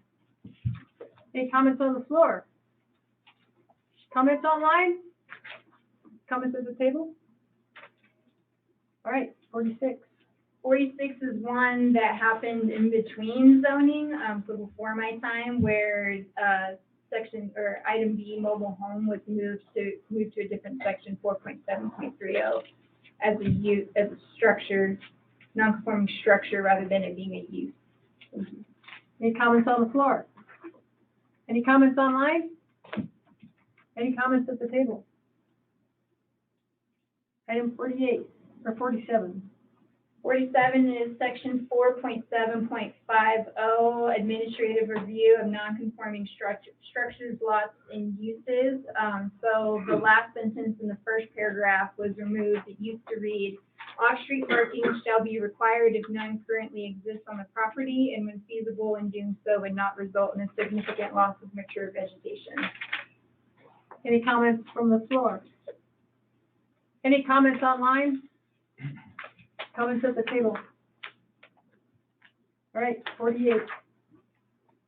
Definitions, so that's the entire 4.11 definition section. So we added definitions for some of those that were amendments in between 2016 and this current zoning, and to clarify some other, we added tiny home as well, to help clarify more of the zoning. Thank you. Comments on the floor? Comments online? Comments at the table? And for those of you who weren't here, all this information is in the packet that's attached to the agenda online. Council has all reviewed all of these changes, and they were attached so that you too could review them along with any other language that's in the zoning packet. How long is the zoning packet, Courtney? 200 pages. 200 200 pages. pages. So that's what we've been working on as a whole. It's not one issue or another, but there's a lot of issues, and those issues include provisions for housing and things like that, just to give you a little more background, because I forget that everybody hasn't been at every meeting. So, thank you. Item 49. Item 49, so these changes were definitions that were adjusted. Whether it was if it referenced state code or state language for definitions, so we updated for that. Accessory structure is one that I wanted to point out. This is one that we received a lot of comments from residents for several years that they would like to put in an accessory structure above a garage. But right now, we do not allow the accessory unit to be taller than the primary residence. So for people that are living in a home that's 100 years old and is really old, they can't put in a long-term rental above their garage. So we listened to that, and we wanted to provide a way for people to be able to put in an accessory unit on their property. And especially with the smaller lots, sometimes that's their only option is to do it above a garage. Thank you. Any comments on the floor? Yes. Gina Berger? Yes. Red Lodge. I was just wondering on that one, is there a requirement that they have to be long-term rentals? Is the city making a step to stop from short-term or vacation rentals with that? No, we didn't want to, it's one of those, we don't want to tell people what to do with their property, but the majority of the people that come and talk to us want to do them for a long term. And so for the short-term rental limitation, that might be a future thing that comes from the city rather than from the planning board. Sorry, thank you. Any more comments on the floor? Any more comments online? Any comments at the table? All right, item 50. Item 50, so with the new lighting section, the appendix 3 was added to support some of the language and figures in the new lighting section. Thank you. Comments on the floor? Any comments online? Any comments at the table? All right then, for the zoning map changes, can you give us a summary of those 4 items? And then if anybody wants to discuss any of those items, we can make sure that they get an opportunity. Yep, so in 2017, a retracement survey was done. So some of the city boundaries have actually adjusted a little bit, mostly in the southwest of town, just from that retracement survey. And so this zoning map reflects that survey. The fire station was removed from the Hyde district. There was also a request to change the zoning, but it was already zoned, but it was requested to change too. So we just removed it out of the Hyde district. The parcels on the east and west side of South Broadway between 16th and 19th Streets were changed from commercial entrance south to the C1, and so that was actually a reversion back to previously zoned as C1, which is because there's more residential in that area, and so that's probably the biggest change on this map, is discussing potentially that change from commercial entrance to C1 on the south end of town. And then there were 2 de-annexations that occurred between 2016 and this map, and so those are also represented on this map. Thank you. Are there any comments from the floor? Yes, Al. Hi, I'm Al Bloomer, 302 Kino, and I'm the chairman of the planning board. I just want to make sure, I heard a couple of comments about you wanted a different process, or more information from us on some of these issues. I want to make sure I heard that clearly. Because we started this process way back in 2021, about 9 months. Now, the error that we may have made in hindsight is when we published what we were going to discuss at the next meeting, we put it in sections within the planning zoning document. We didn't highlight, for example, marijuana dispensary. It was part of the section. And so maybe in hindsight, knowing that that was a hot button issue, we should have done a better job of saying, this is going to be discussed tonight. Although it was discussed over several meetings, and former Councilman Westwood and then Councilman Whistler were there. We had some public comment, but not to the extent that we have now. So if you want to kick it back to us, we're willing to look at it. But the proposal that we gave you initially was more restrictive than what you have here. And I'm not sure how the 7 or 8 of us will come back, but just looking at this document, you know, it's gonna be pretty close. So we'll take a look at it. We had input from all sorts of people, and the Montana statute was passed during our process that did the 500 feet. So we kind of had an overlap there. But we're willing to look at it again. As you can see, over this several month process, we came up with 60 or 70 changes to the zoning regs, and all but 2 kind of sailed through. So anyway, it's your pleasure. We're happy to look at it. Our schedule's pretty full with conditional use applications, but we'll look at it as quickly as we can if that's what you want. Thank you all. Any more comments on the floor? Any comments online?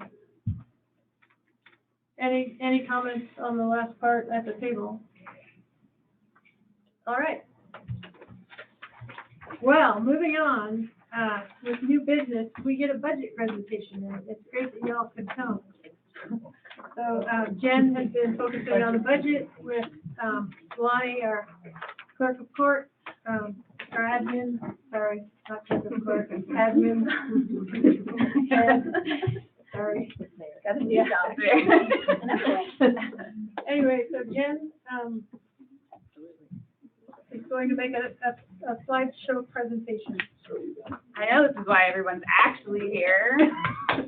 Your budget presentation. I'm actually really excited that you're all here because we're going to talk a little bit about the budget process for the year. We're going to talk about upcoming opportunities for the public to have input on the draft budget before it is, yeah, I was like, that doesn't look familiar.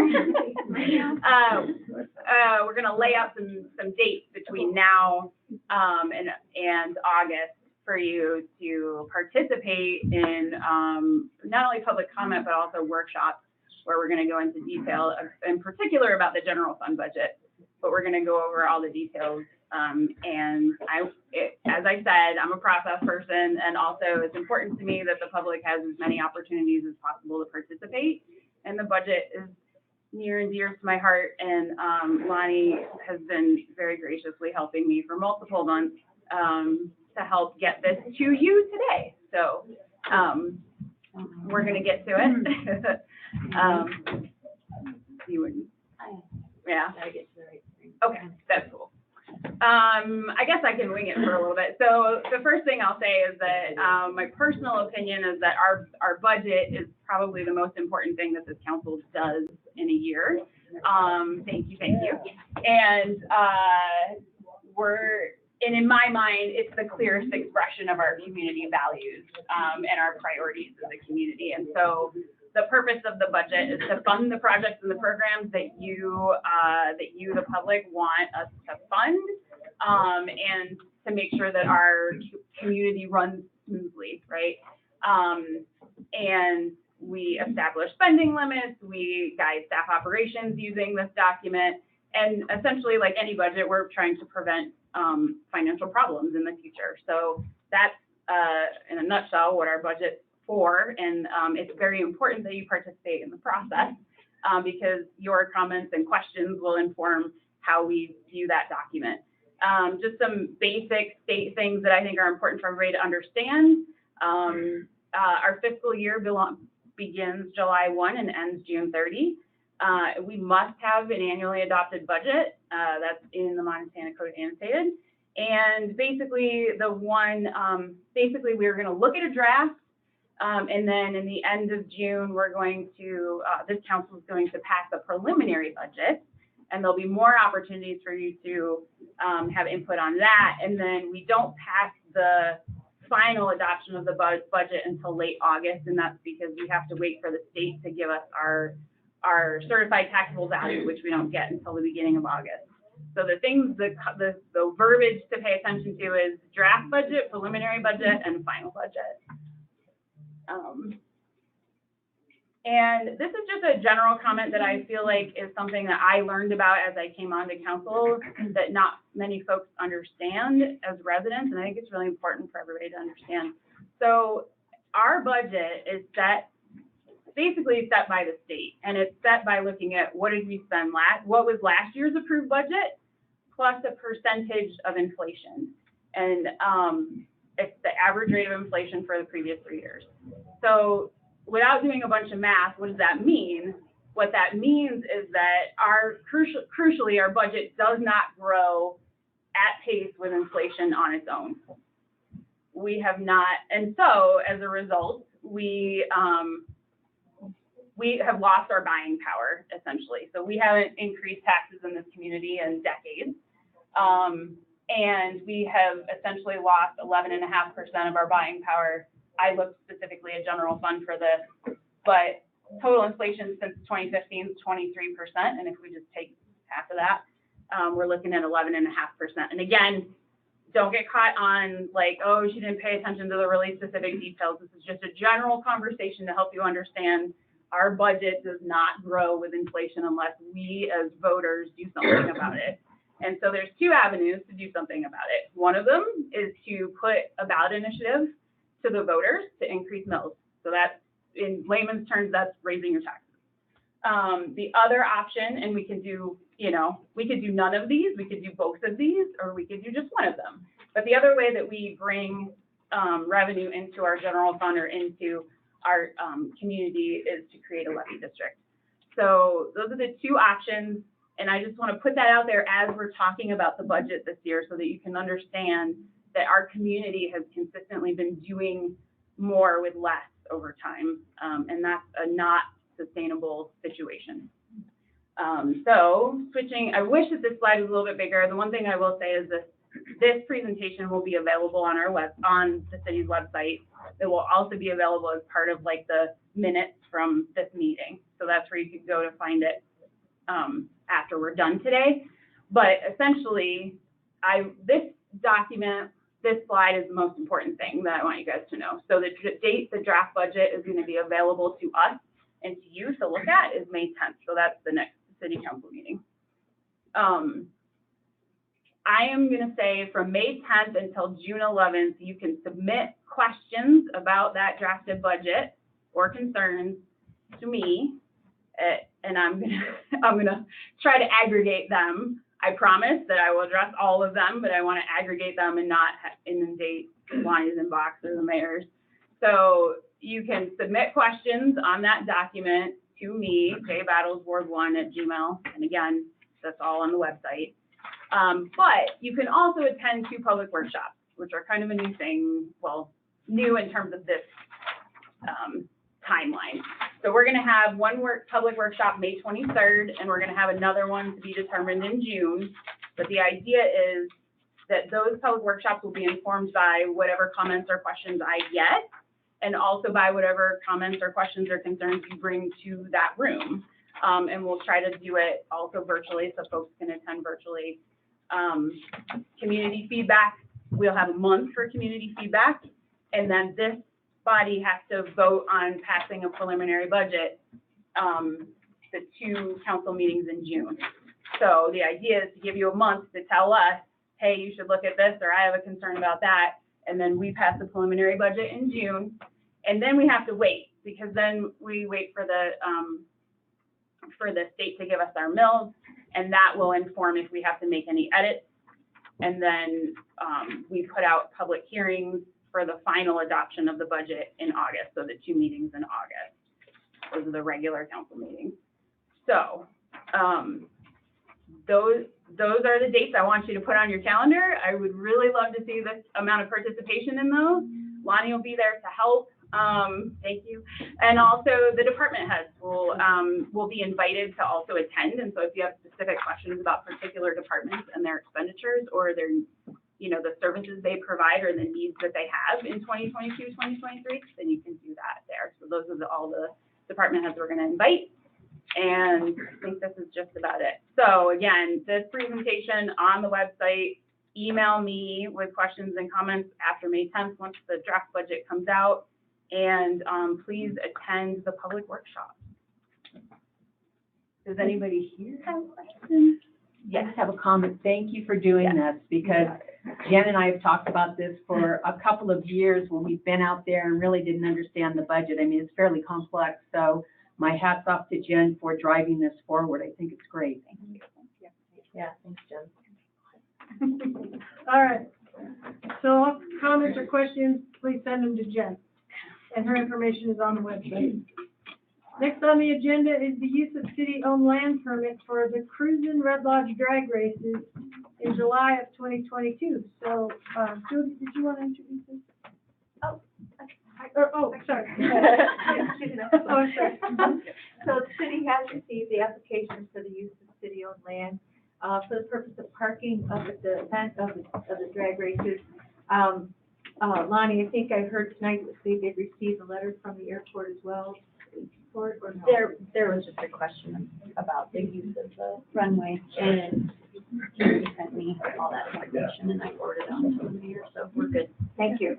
Okay, so the application's been, the deposit's been paid. There will be no sales of anything other than food. The letters stating there are no problems among fire and rescue, public works, or police have been received. They plan to have one EMS and one fire truck on site during the event.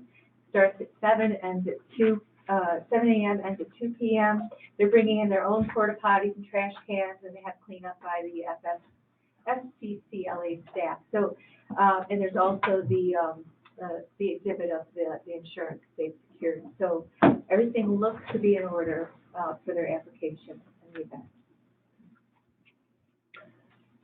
Any comments or questions from the table? Or I guess we have to make a motion.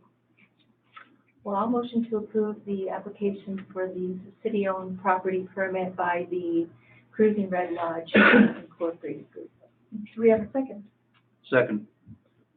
All right, comments at the table. I had a question about list of neighboring residents, but I'm assuming I really meant like the airport, because there's not really residents up there. But, so are you saying we had something from the airport and everything's fine? Yeah, it's an agreement that they have with the airport board. Okay, thank you. The only thing I was not sure of is the FAA. And it's my understanding there's a notification from the FAA. Is the applicant here? Yeah, we put the NOTAM in. Okay, so do you get written confirmation of that? It's from the airport board, we do. It's Okay. like a continuous until they say we can't do it. So They have just let it go for how long? Yeah, that's the contract, but we do put a NOTAM in a few weeks before the event. And he just says the NOTAM is in, so. What's a NOTAM? It Notice tells to the airmen, pilots that they it's a cannot pilot. land. Says warning, don't land here between these hours. We close the airport down. okay, So and we the put a NOTAM FAA is in, all good with that. And I don't have any documentation of that, but I don't know what documentation there is. We've never gotten it, I just think of a plane and some drag races. I just want to make sure that the city is covered and not be foolishly delighted about the event. It is illegal for someone to land on the airport when that notice is in. we put X's at the end of the runway, and it's something that it's a protocol that we go through each year. Are there any more questions? Or comments? But there isn't a document that you can provide us that that's done? Verification. Dave? It's actually, what it is, it's a responsibility that the airport has, which is a separate unit, as a separate pseudo entity. And so they have that responsibility, and they file the NOTAM with it. So it's part of their task as the airport board to file that NOTAM. And so it's just part of their procedure. Once they're notified of it, they let it. And they've done it for several years now. I just didn't see that in the airport agreement. I have the airport agreement, I just didn't see it in there. Is that in there? I guess, if I may speak from historical, what we've asked before is just kind of like sometimes we'll approve something based on we need to still get the insurance, we need to get that. Mhm. Is in the past, we've just said, let us know that the NOTAM has been filed, and I don't see an issue with amending the approval to just say, It's approved, but we would like to be notified when that notum is filed, if that will help you feel better. It would. Yes, we can do that. Thank you very much. But then it has to be filed within so many hours. So it's possible you're not gonna get it for 2 days before, right? Right, Yeah. but I can just email it to Okay. Lonnie. Thank you. Let her know. Thank you.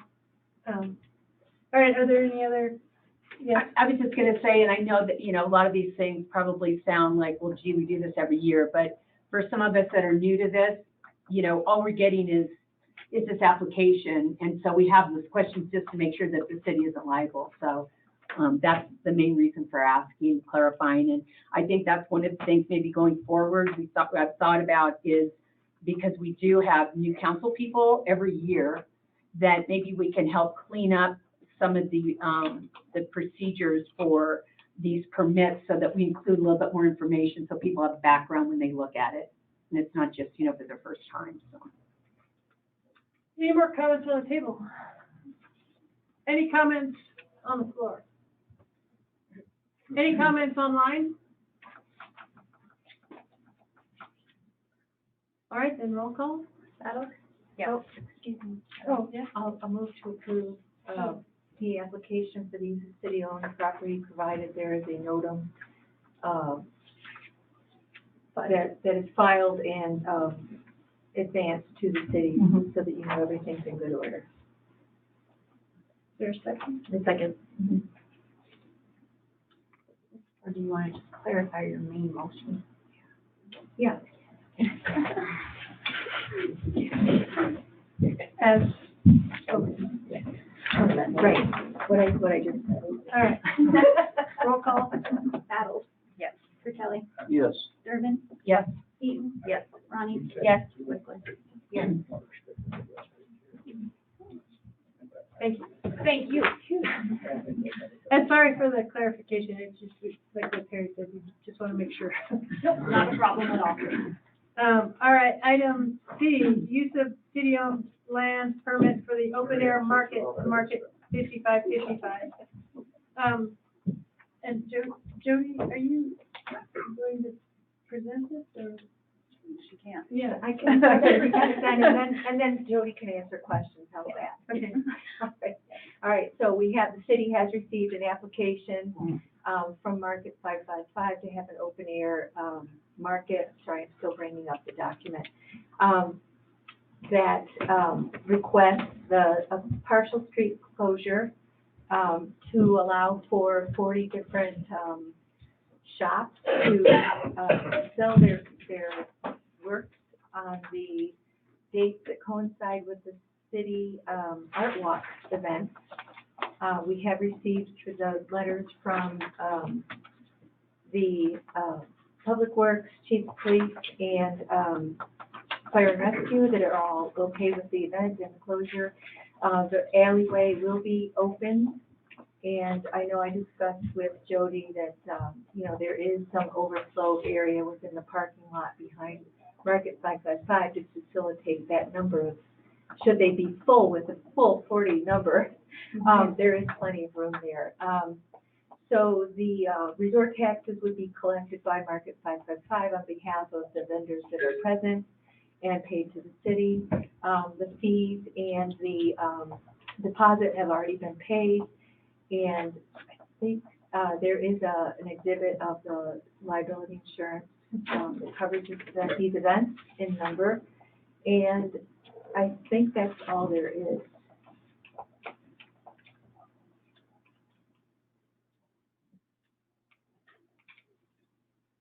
Thank you, Teresa. All right, is that it? So I'll move to approve. I'll second. All right, open for discussion at the table. Does anybody have any comments or questions? I do. Oh, No. you go first, you go first. I'm all for commerce and special events, but if I read this right, it's for six times. And I think that is excessive to close down the street that many times in during a season and partially into the fall. I think it's a precedent that we don't want to set for 11th Street or 12th Street or 13th Street to come and say, well, we want to do the same thing. So I would certainly be supportive of one event, but I can't support 6 of them closing down a street and the foot traffic that would be curtailed there based on the fact that then another business could come to us and say, we'd like to do the same thing for 6 Saturdays or 6 weekends or 6 whatever, based on the fact that we've allowed this one to happen now. So I think 1 is fine, but 6 is excessive. Terry? Yeah, and it makes it a little bit uncomfortable because Joey's a colleague, and I don't want you to take this as being personal, because I just want to say it up front, because I'm, this isn't a personal thing. But, when I read this, the one thing that I just had an issue with is that, this is a for-profit company, your Market 555, that's expanding into public property, and cutting off, as Pete was talking about, closing a street for private gain. To me, it just doesn't seem like it should be that way. And so my question or thing is I'm just surprised you're not going into your driveway and doing it there, or maybe renting from the people that own the driveway west of you and doing it there, as opposed to disrupting the traffic for a profit, for a profit type based company. So Let's direct our comments to the application.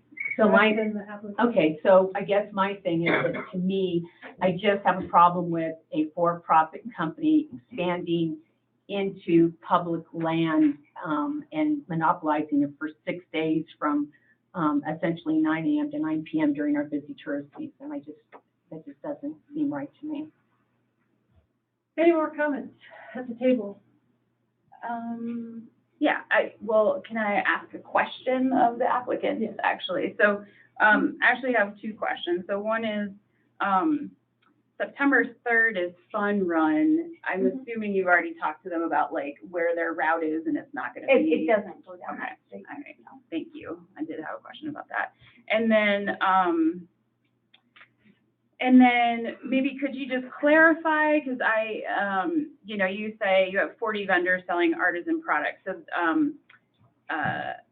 would you clarify, is it Market 5555 that is going to be selling products, or are you providing a space for other businesses to make money and not yourself? Like, Exactly. Just clarify that a little bit. Yes, so what we would do, the whole concept was to work with the Art Walk to have artisan vendors outside.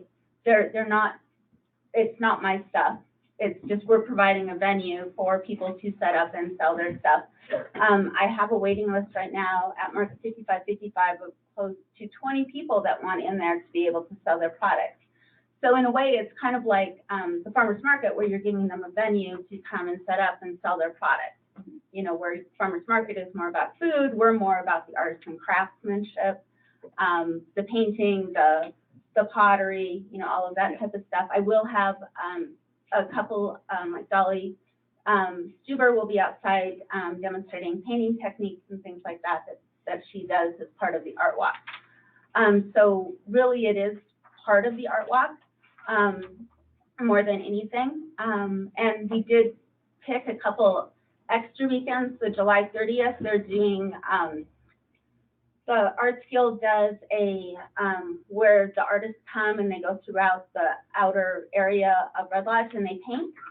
And and it would give them the opportunity, if they wanted to, at that market, they could show their work that they've done. And then obviously September 3rd is Labor Day, and it was just something fun to do outside, to have people, really make them stop and after the fun run to stay and do something. So, but yeah, it is all about giving the people, the artists and contract, or artists in Red Lodge, the opportunity to show their work, sell their work, see how they do, Great. Thanks. I appreciate that, Jen. Yep. So then the only other thing that I would say is that, I looked pretty carefully at this, permit. I think one distinct difference that is important to point out is that, Jody's paid $100 per day, whereas farmer's market, is a nonprofit and does not do that. So that's one distinct difference. I mean, obviously the other difference is farmer's market's fully in the park and doesn't close a street. The other thing I'll say is just that closing a street for private gain, I mean, we entertain applications that do that all year round. So I think really the issue is it's 6 times, is that excessive? And to Pete's point, I think it is important to consider if we're setting a precedent here.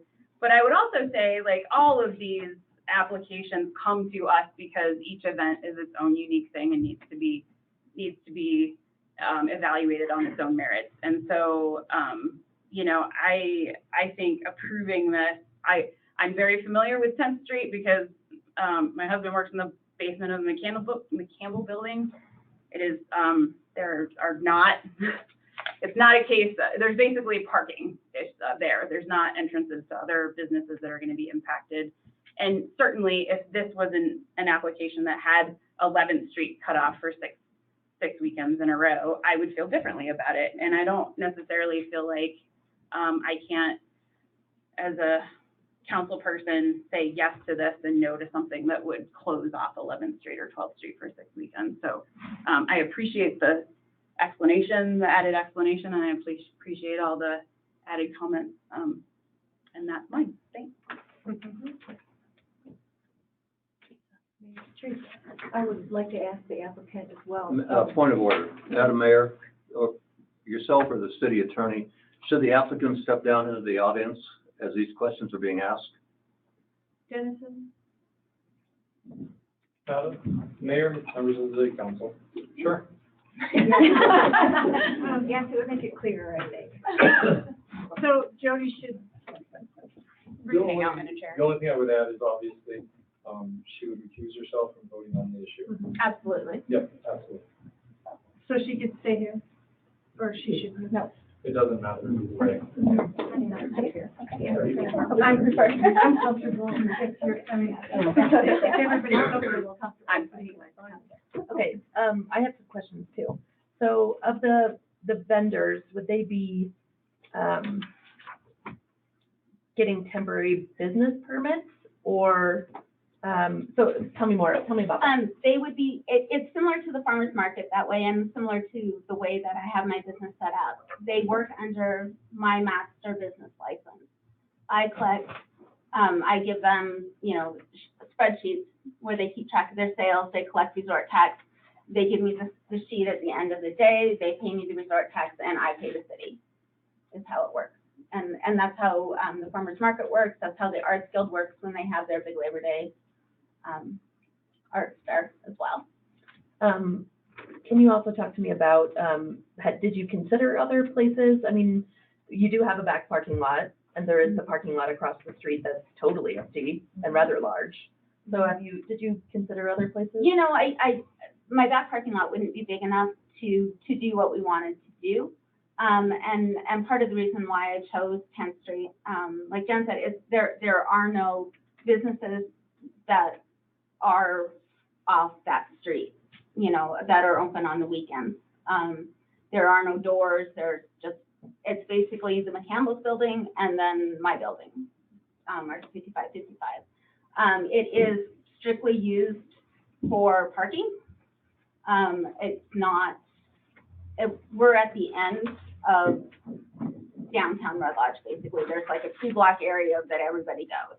And it's really hard sometimes to get them to go across the street. And this was a way that we felt would attract people to that end of town, especially during the art walk. So. And then about the hours of it being from 9 to 9, it seems that's a big chunk of time. And the art walk is traditionally in an afternoon, evening thing.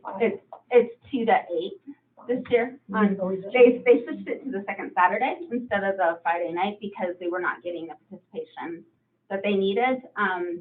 And this would be a way to help grow the art walk because will be on their map, and it'll show us. And then when people come into town, they'll see our open air market, and we'll be passing out maps and stuff for the rest of the art walk, so that they also go to all of those other businesses that are sponsoring artists and actually showing art. So do you still think it needs to be from 9 to 9? The 9 o'clock in the morning was more for setup, you know, to actually get the street closed before it's full of people parking their vehicles there. Because literally in the summertime, especially, people find a parking spot and they leave it parked there all day. So I wanted to close it off early enough in the morning so that I wouldn't be having to track people down and having them move their vehicles. And then the 9 o'clock at night, because the art walk ends at 8 o'clock, it would give us time to get the streets cleaned and everything picked up and closed. I had one more question, but I can't remember. Okay.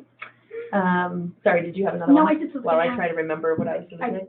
Isn't the farmer's market, over at noon on Saturdays? So if the art walk is from, I thought it said 2 to 5 in the application, but maybe that's changed. Why not have it in the park from 2 to 5 or a little bit later, so that we're not cutting out a street downtown where people park and use it to go through? It just doesn't seem like. It's a matter, honestly, it's a matter of, number one, convenience, because I have all the tables and all the tents, pop-up tents, everything at Market 5555, being able to set up, close down, have it all right there. I'll also have porta potties at Market 5555. I have a 2-yard dumpster right there for all the trash. And it's also to pull people into the art walk that are just walking up and down the street that wouldn't be going to the park, Lions Park. So, I mean, it's more a matter of marketing and just convenience, and also just location. I mean, it's a great location to really get people to stop and participate. And I was also doing, we would be coinciding with the farmer's market as far as time went. Like I said, the 9 o'clock in the morning is more just so I don't have to deal with trying to find people and have them move their vehicles. The open air market itself, by the time everybody's all set up, will probably start around noon. I never got to ask my question for the point of order. I would like to know, Jody, if you would reconsider not adding the 2 dates that are not on the art walk schedule. I know that the other, the Depot Gallery, for instance, the Beartooth Gallery, have traditionally invited the plein air artists to come in.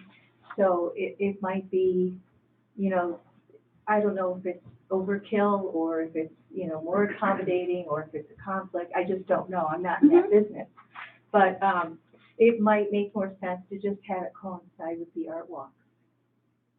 Yeah, and I would be fine with that. It just was more trying to get people to, because ours won't just be artists. It'll be, a bunch of different artisans from Red Lodge to highlight them. All right. Yeah, but I we would were be. trying to No, Dolly is friends with a lot of them, and she felt that it would be fun to have a place, if they wanted to participate here, they could as well, so. What are those 2 dates in question? On July 30th, and then the other date that there's not an art walk is September 3rd. Labor Day weekend. Yes. I have one more question. Can I ask one more question? So, switching over here, the one thing I didn't really see on here was the documented plan for traffic control.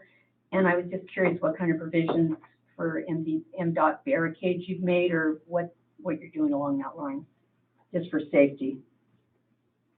Well, typically we put the cones out at blocking off 10th Street and at the alley.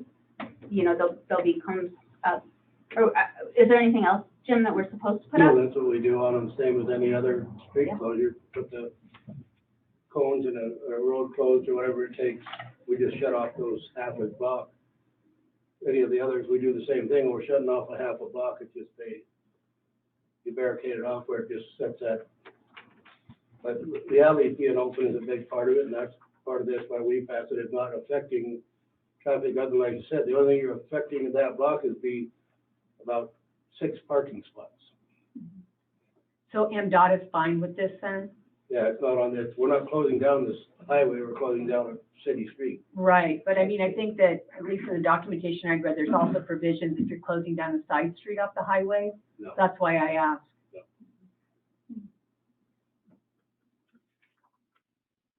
Any more comments? Any questions or comments from the floor? Or from online? I had a quick comment. This is Jeremy Battles, North Hagen. Yes. Yeah, I just wanted to second a little bit what Jim said. And you know, I work on that block there, and really it's just you know, there aren't any storefronts on that particular block, and there's really not any traffic there either. Like it's not a main artery, and it's not blocking any existing storefronts. So I just wanted to throw that out there, as it's, you know, it is a rather atypical little side street there. So I just wanted to throw that in. Thank you. Okay. I know I'm just a voice in the crowd, but to me, the question I would be looking at and considering is, you know, it's already been mentioned that the Art Guild already has a very, very similar event, and that's at the park, and this certainly could be done at the park, but is it advantageous, more advantageous for the city and the businesses in the city if this happens in the park, which is very similar to another event that's already there, or can it be made to be a draw to get foot traffic into city and in places they wouldn't normally be? So that to me is kind of the evaluation I would be working out in my mind. Thank you, Dave. Any further discussion at the table? All right, there's a motion and a second, so roll call. Battle? Yes. Fratelli? No. Durbin? No. Keaton? Yes. Ronnie? Abstain. Whistler? Yes. All right, and this one Teresa will not participate in because it is I'm going to step down so there's no confusion. And But then we can ask a question. Yeah, who is going to introduce it?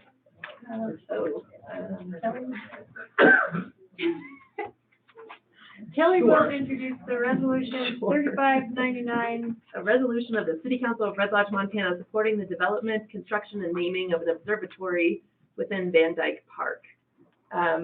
This is something that I know that Teresa has been working on for a while, and it started off with the gift of a telescope, and has since, and you know, it's happened pretty quickly, and Teresa's been kind of shepherding this through, and so she's gathered a lot of stakeholders, and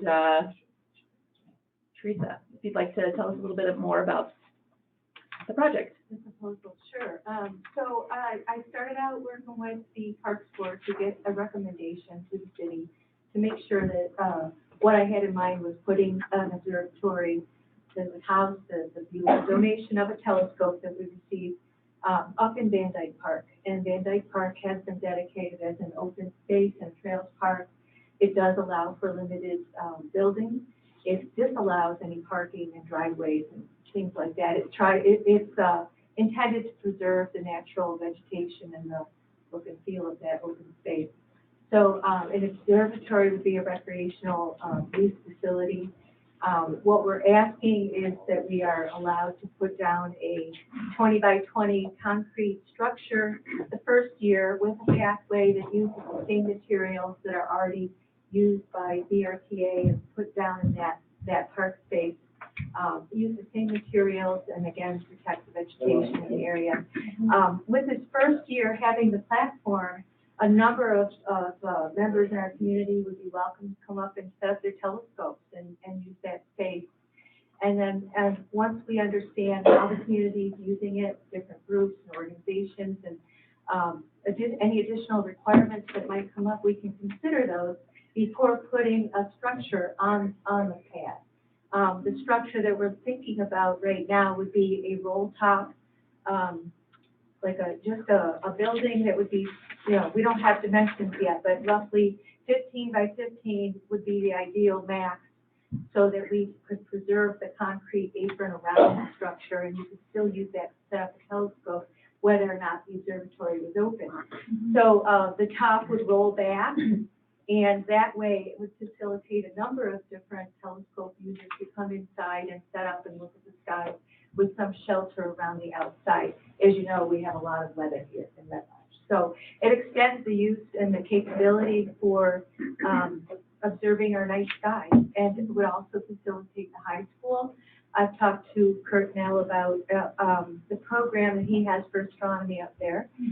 And of course, they're limited in the number of times they can go out and observe using their telescope because of the element. And this is something that could extend or help to extend the opportunities in the high school program. So that's what we're proposing. Thank you. And may I have a motion on this? I move to approve Resolution 3599. And a second? Second. And we'll return to the discussion now. Is there more discussion at the table or questions for Teresa? I think I'll just chime in and say I'm the liaison for the Parks Board, and so I've had a chance to listen to Teresa's presentation of the Parks Board. And also just, you know, we asked Teresa to talk about the observatory specifically, but I also think it's important to mention just how lucky we are to have the night skies that we have, and this is another opportunity to invite a different kind of tourism to our town, and also just for all of us to have a chance to appreciate where we live in a different way. And I'm very enthusiastic about this, and the Parks Board was also. So thank you. I just wanted to say I think it's a great idea. My son Sean took astronomy at school, and they have been specifically going up to the golf course, the undeveloped part of the golf course. And as the golf course gets more and more developed, they're not going to be able to do that. And so I know that she's been working with Kurt now at the high school, getting their support and their buy-in, and I think it'll be a great place for that astronomy class to go moving forward. So thanks, Julie. Terry. And I just want to say, Teresa, thank you for all the hard work you've done on this. You've done such a thorough job, and it's so thoughtful, and you're always thinking about, you know, the young people of the community, and so thank you. Any further comment at the table? Is there any comment from the floor? Or is there any comment online? All right, any more comments at the table? Roll call. Battle? Yes. Fratelli? Yes. Gervin? Yes. Eaton? Yes. Ronnie? Yes. Whistler?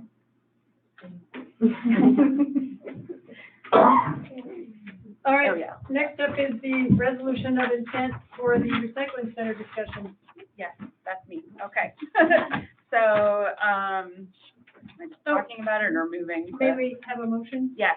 So I move to approve resolution number 3600, a resolution of intent of the City Council of Red Lodge, Montana to determine if the city should assume supervision and control over the Recycle Red Lodge operation. Go ahead. So basically, this is not saying, I just want to clarify, this is not a resolution to take the recycling center back. It is just a resolution to say our intention is to explore all the options for supervision and control over the operation, and to figure out what works best for the city. And our intention is to take it back. And I don't think I need to reiterate too much, but we've had plenty of conversation about this. And we had a presentation and a letter of support from the Sustainability Board. We had a presentation from Recycle Red Lodge about how they've built it up, how essential it is for our community, how it diverts multiple hundreds of thousands of pounds of waste, and keeps that out of our landfill, and also keeps our waste folks from having to deal with it. And so this is a resolution to just say we're going to explore the options to take it back, and I'm really excited about it. Thank you. Yes. I'd like to echo what Jen said, but I'm also curious, just because it's only an intent, right? How will we move this forward? Who's going to work on it? I want to make sure we're not letting it set anywhere. We want to move ahead. That's a great question. I think the biggest question is just budgetary. I'm looking at you because I want to see you nod. So I think the biggest question is just how do we adopt it in a way that is feasible for the community, and how do we, it's currently a membership structure. Do we instead do we keep it a membership structure, or do we do something differently? And so I think that's the biggest question. So the meaning of my question was not how are we gonna do it, but how will we move ahead in investigating and looking into the potential solution. So what I meant to say is if we all agree it's a budgetary issue, then I think it falls on me and Lonnie and the mayor to work on it and put something in front of the council. Thank you. Any more comments at the table or questions at the table? Any questions on the floor? Hello. Gina? Gina Burgess, Red Lodge, Montana. I just want to say that it's not all you guys. Like, I want to make sure that you're clear on the budget and that you have, that we have goals, to hit and make sure that it all goes smoothly. I know there's going to be a process and everything. I just want to make sure that you're confident in me being there throughout this whole process. So. Thank you, Gina. Any more comments on the floor? Are there any comments online? So no more comments from anybody? Roll call. Battle? Yes. Fratelli? Yes. Durbin? Yes. Eden? Yes. Ronnie? Yes. Whistler?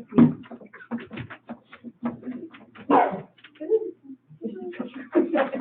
All right, the public hearing for the first reading of ordinance number 957 for zoning regulations is now open.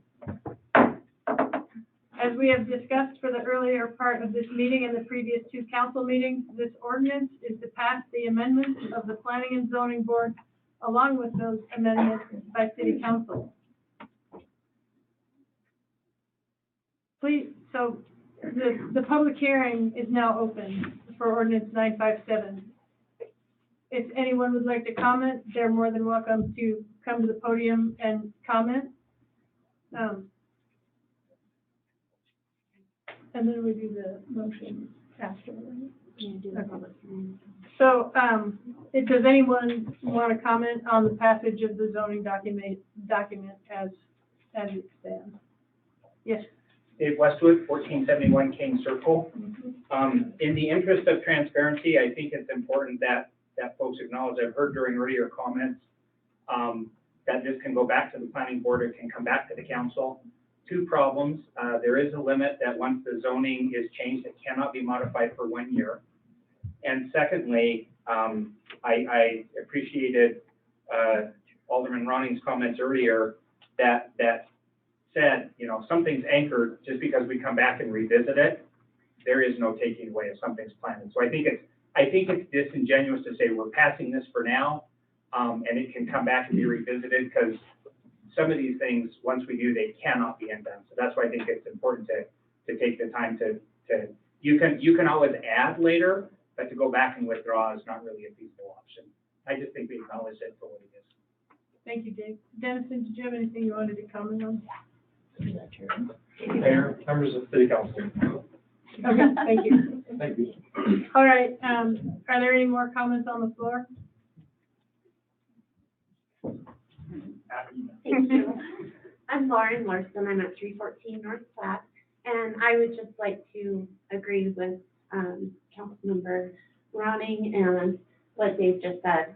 I think it would be wonderfully wise if this went back to the planning board, just for some more zoning considerations, so that they could present you with maybe some more options that you can look over and decide on. Thank you. Thank you.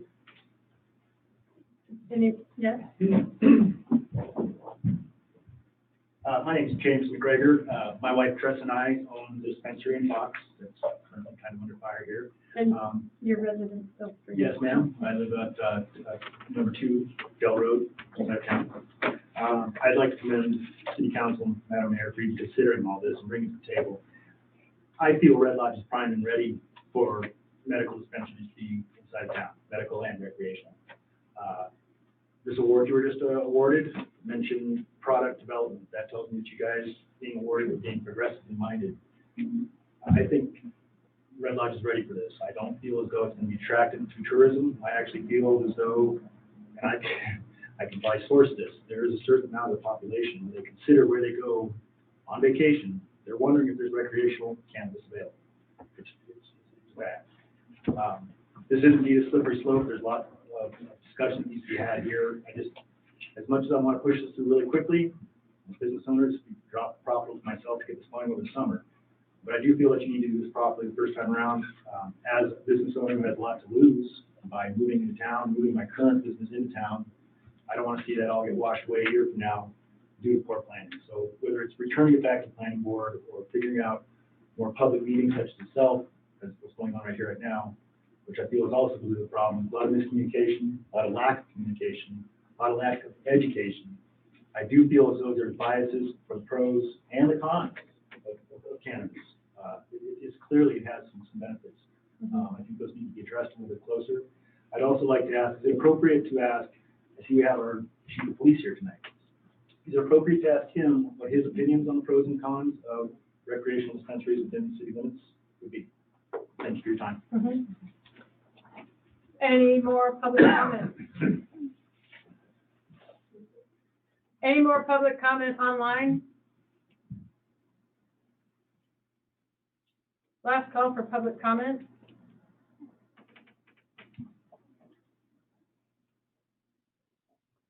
All right, the public hearing is now closed. May I have a motion to pass ordinance 957? A motion to pass ordinance 957 to the next hearing. I'll second. All right, discussion at the table? Yes. I would like clarification from our city attorney. I know there's been a statement made that we have to wait a year before reintroducing a modified or a different ordinance pertaining to marijuana dispensaries within our zoning regulations. I've done some research on that and had not seen a single state code that says that we must wait 1 year before revisiting any ordinance that has been passed through our zoning regulations.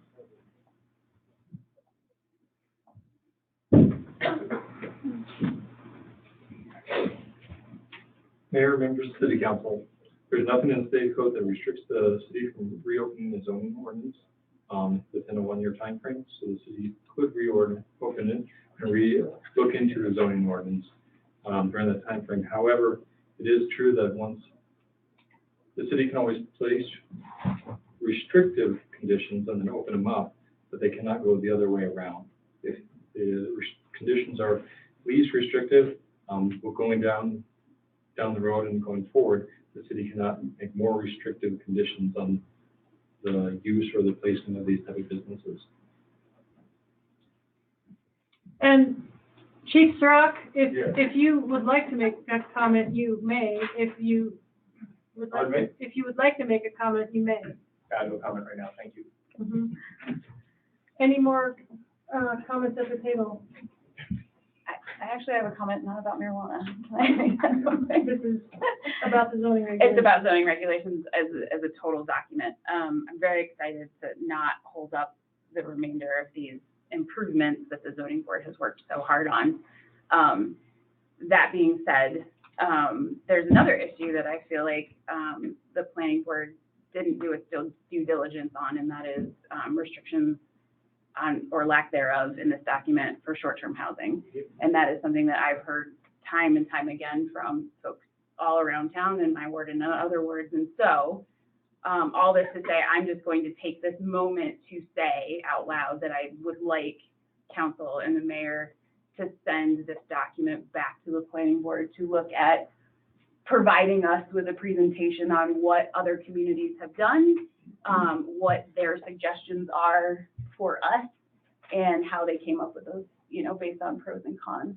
I find it very concerning, the lack of addressing that issue as a total in this document, and that's that. Thank you. Any more discussion at the table? Yeah. Teresa. So having heard what I just learned from our city attorney, that imposing more restrictive regulations should it be returned to city, to the planning board and then back to council. I'm concerned that that would limit what we can do with short-term rentals because it is less restrictive now. We could not visit that, without, am I understanding this correctly? So if they're more lenient now, how can we revisit and change those regulations? If it's, I don't understand that. Mayor, members of City Council, the short-term rental is a very complicated issue. So that would require a lot of research and a lot of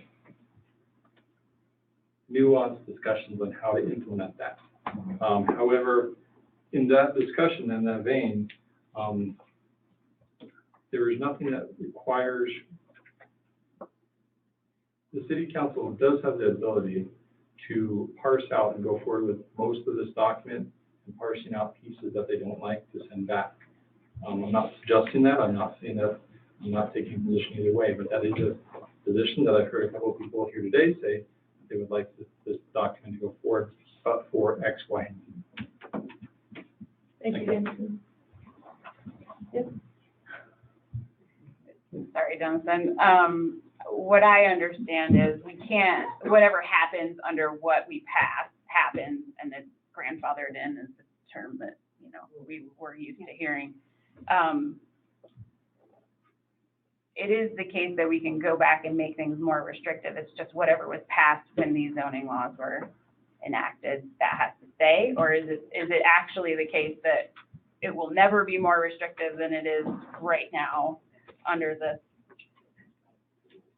That is a fantastic question. Yeah. Mayor, members of City Council, a good example of this would be if the city allowed, for example, 2 licenses for the marijuana business. And once again, I'm not taking a position either way for any reason, but once the 2 licenses are passed, if they pass those, the 2 businesses that are set up are under the ordinances that are in place. The ordinance or the resolution could go back to the planning board and they can make more restrictive conditions for any new businesses coming in. But it would be it may be very problematic to limit or make restrictions on businesses that are already in place. Thank you.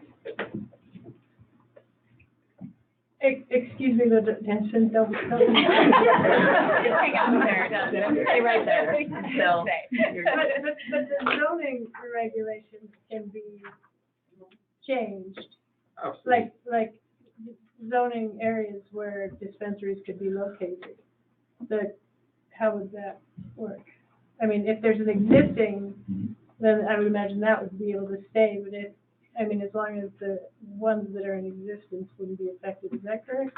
That's correct. Mayor, members of City Council, the ones that, whatever is passed, the ones that are in place and once they set up business, the ordinances could go back and be redesigned by the planning board, and they could be more restrictive or less restrictive for new businesses.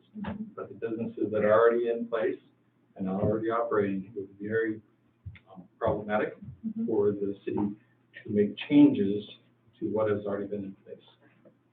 Any more questions for Denison? And go sit down. Thank you. Any more? May I make a comment? Because I know that, this ultimately, it comes from the planning board, but I, as also the city planner, want to shoulder more of that responsibility too. I mean, our planning board does an amazing job as residents that are volunteering their time. They do try to research. And when we were going over this section, it was kind of a new thing. The state really hasn't even completely figured out how they want to word things, so the language is changing. They also went through a pretty big administrative change. So whereas one administration felt one way, the new administration felt a different way. So there is a lot of up in the air. And they did sit there and ask the 2 of us at the time, what do you think we should do? And at the time we had the federal language, and we said, we can keep the federal language, and it's ultimately a city council decision of whether to make it legal or not. Since then, we've learned we have to. The city of Red Lodge voted it we have to allow it within the city limits. Also, we've added a moratorium in there because of the other business categories that are more industrial, like cultivation and manufacturing.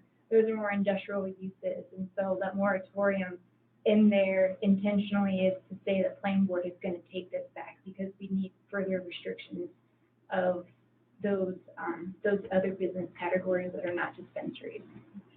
Thank you. That's helpful. Any more comment at the table? I just have a question because in the city of Billings, they actually sent it back to the voters, and Billings had passed it to be legal, but when they put it back to the voters, they voted it down, and the voters said they did not want it sold in the city limits.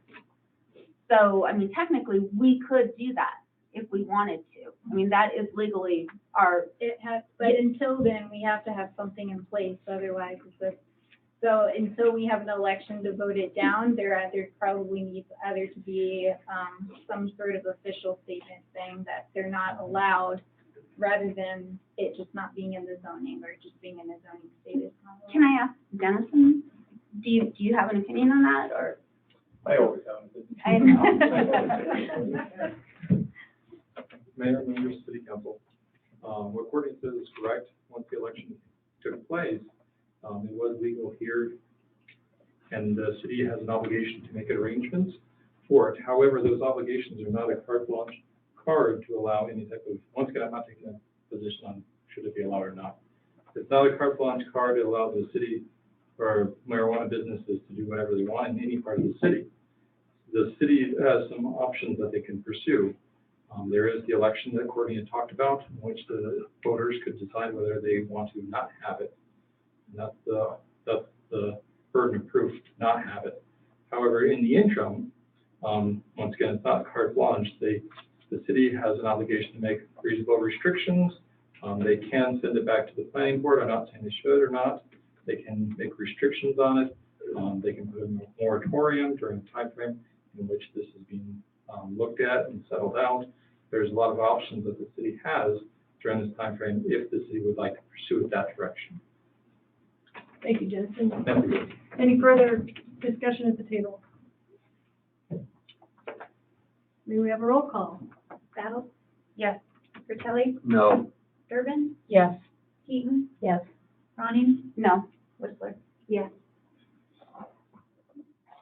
All right, ordinance passes. On to working council items. You have to do that again, right? Yes, there's a second reading. That was the first reading, so we'll be back in 2 weeks to do the second reading. Next thing, Terry, would you like to say something about the council chat coming up? Oh, yeah, so I don't have my flyer with me of when the next date is. So one of the things we started doing this after the last full council meeting was having, oh, thank you, having this chats with city council. So the next one is going to be May 12th, Thursday, May 12th, which will be the Thursday following our city council meeting. We'll be meeting we'll have 1 or 2 city council people at Catskill Bakery from 9 to 10:30 in the morning, and then at the Pollard Hotel Fireplace from 5 to 6:30. Everybody has different things going on, so what I will do is I'll update this flyer. We'll have it in the normal places where we post them, but this is an opportunity for you to come and express any concerns, or if you just want to talk in general about things that are going on in the city with the city council people. So I urge everyone to come and get to know your city. Thank you. Thank you. Are there any other updates from any of the departments that the council people are working with? All right, Earth Day celebration's coming up. Everybody should come out. Saturday. Yeah, Saturday. Parks cleanup. Parks cleanup, come out on Saturday. so if there's any more correspondence has to come in before Thursday, or it's not in the packet. It will be in the packet next week. If you want to see the correspondence or get any more information on tonight's meeting, please look at the agenda in the packet that's online. Thank you very much. We have a motion to adjourn. I so move. All right, adjourn. drinking water. No, I'm like,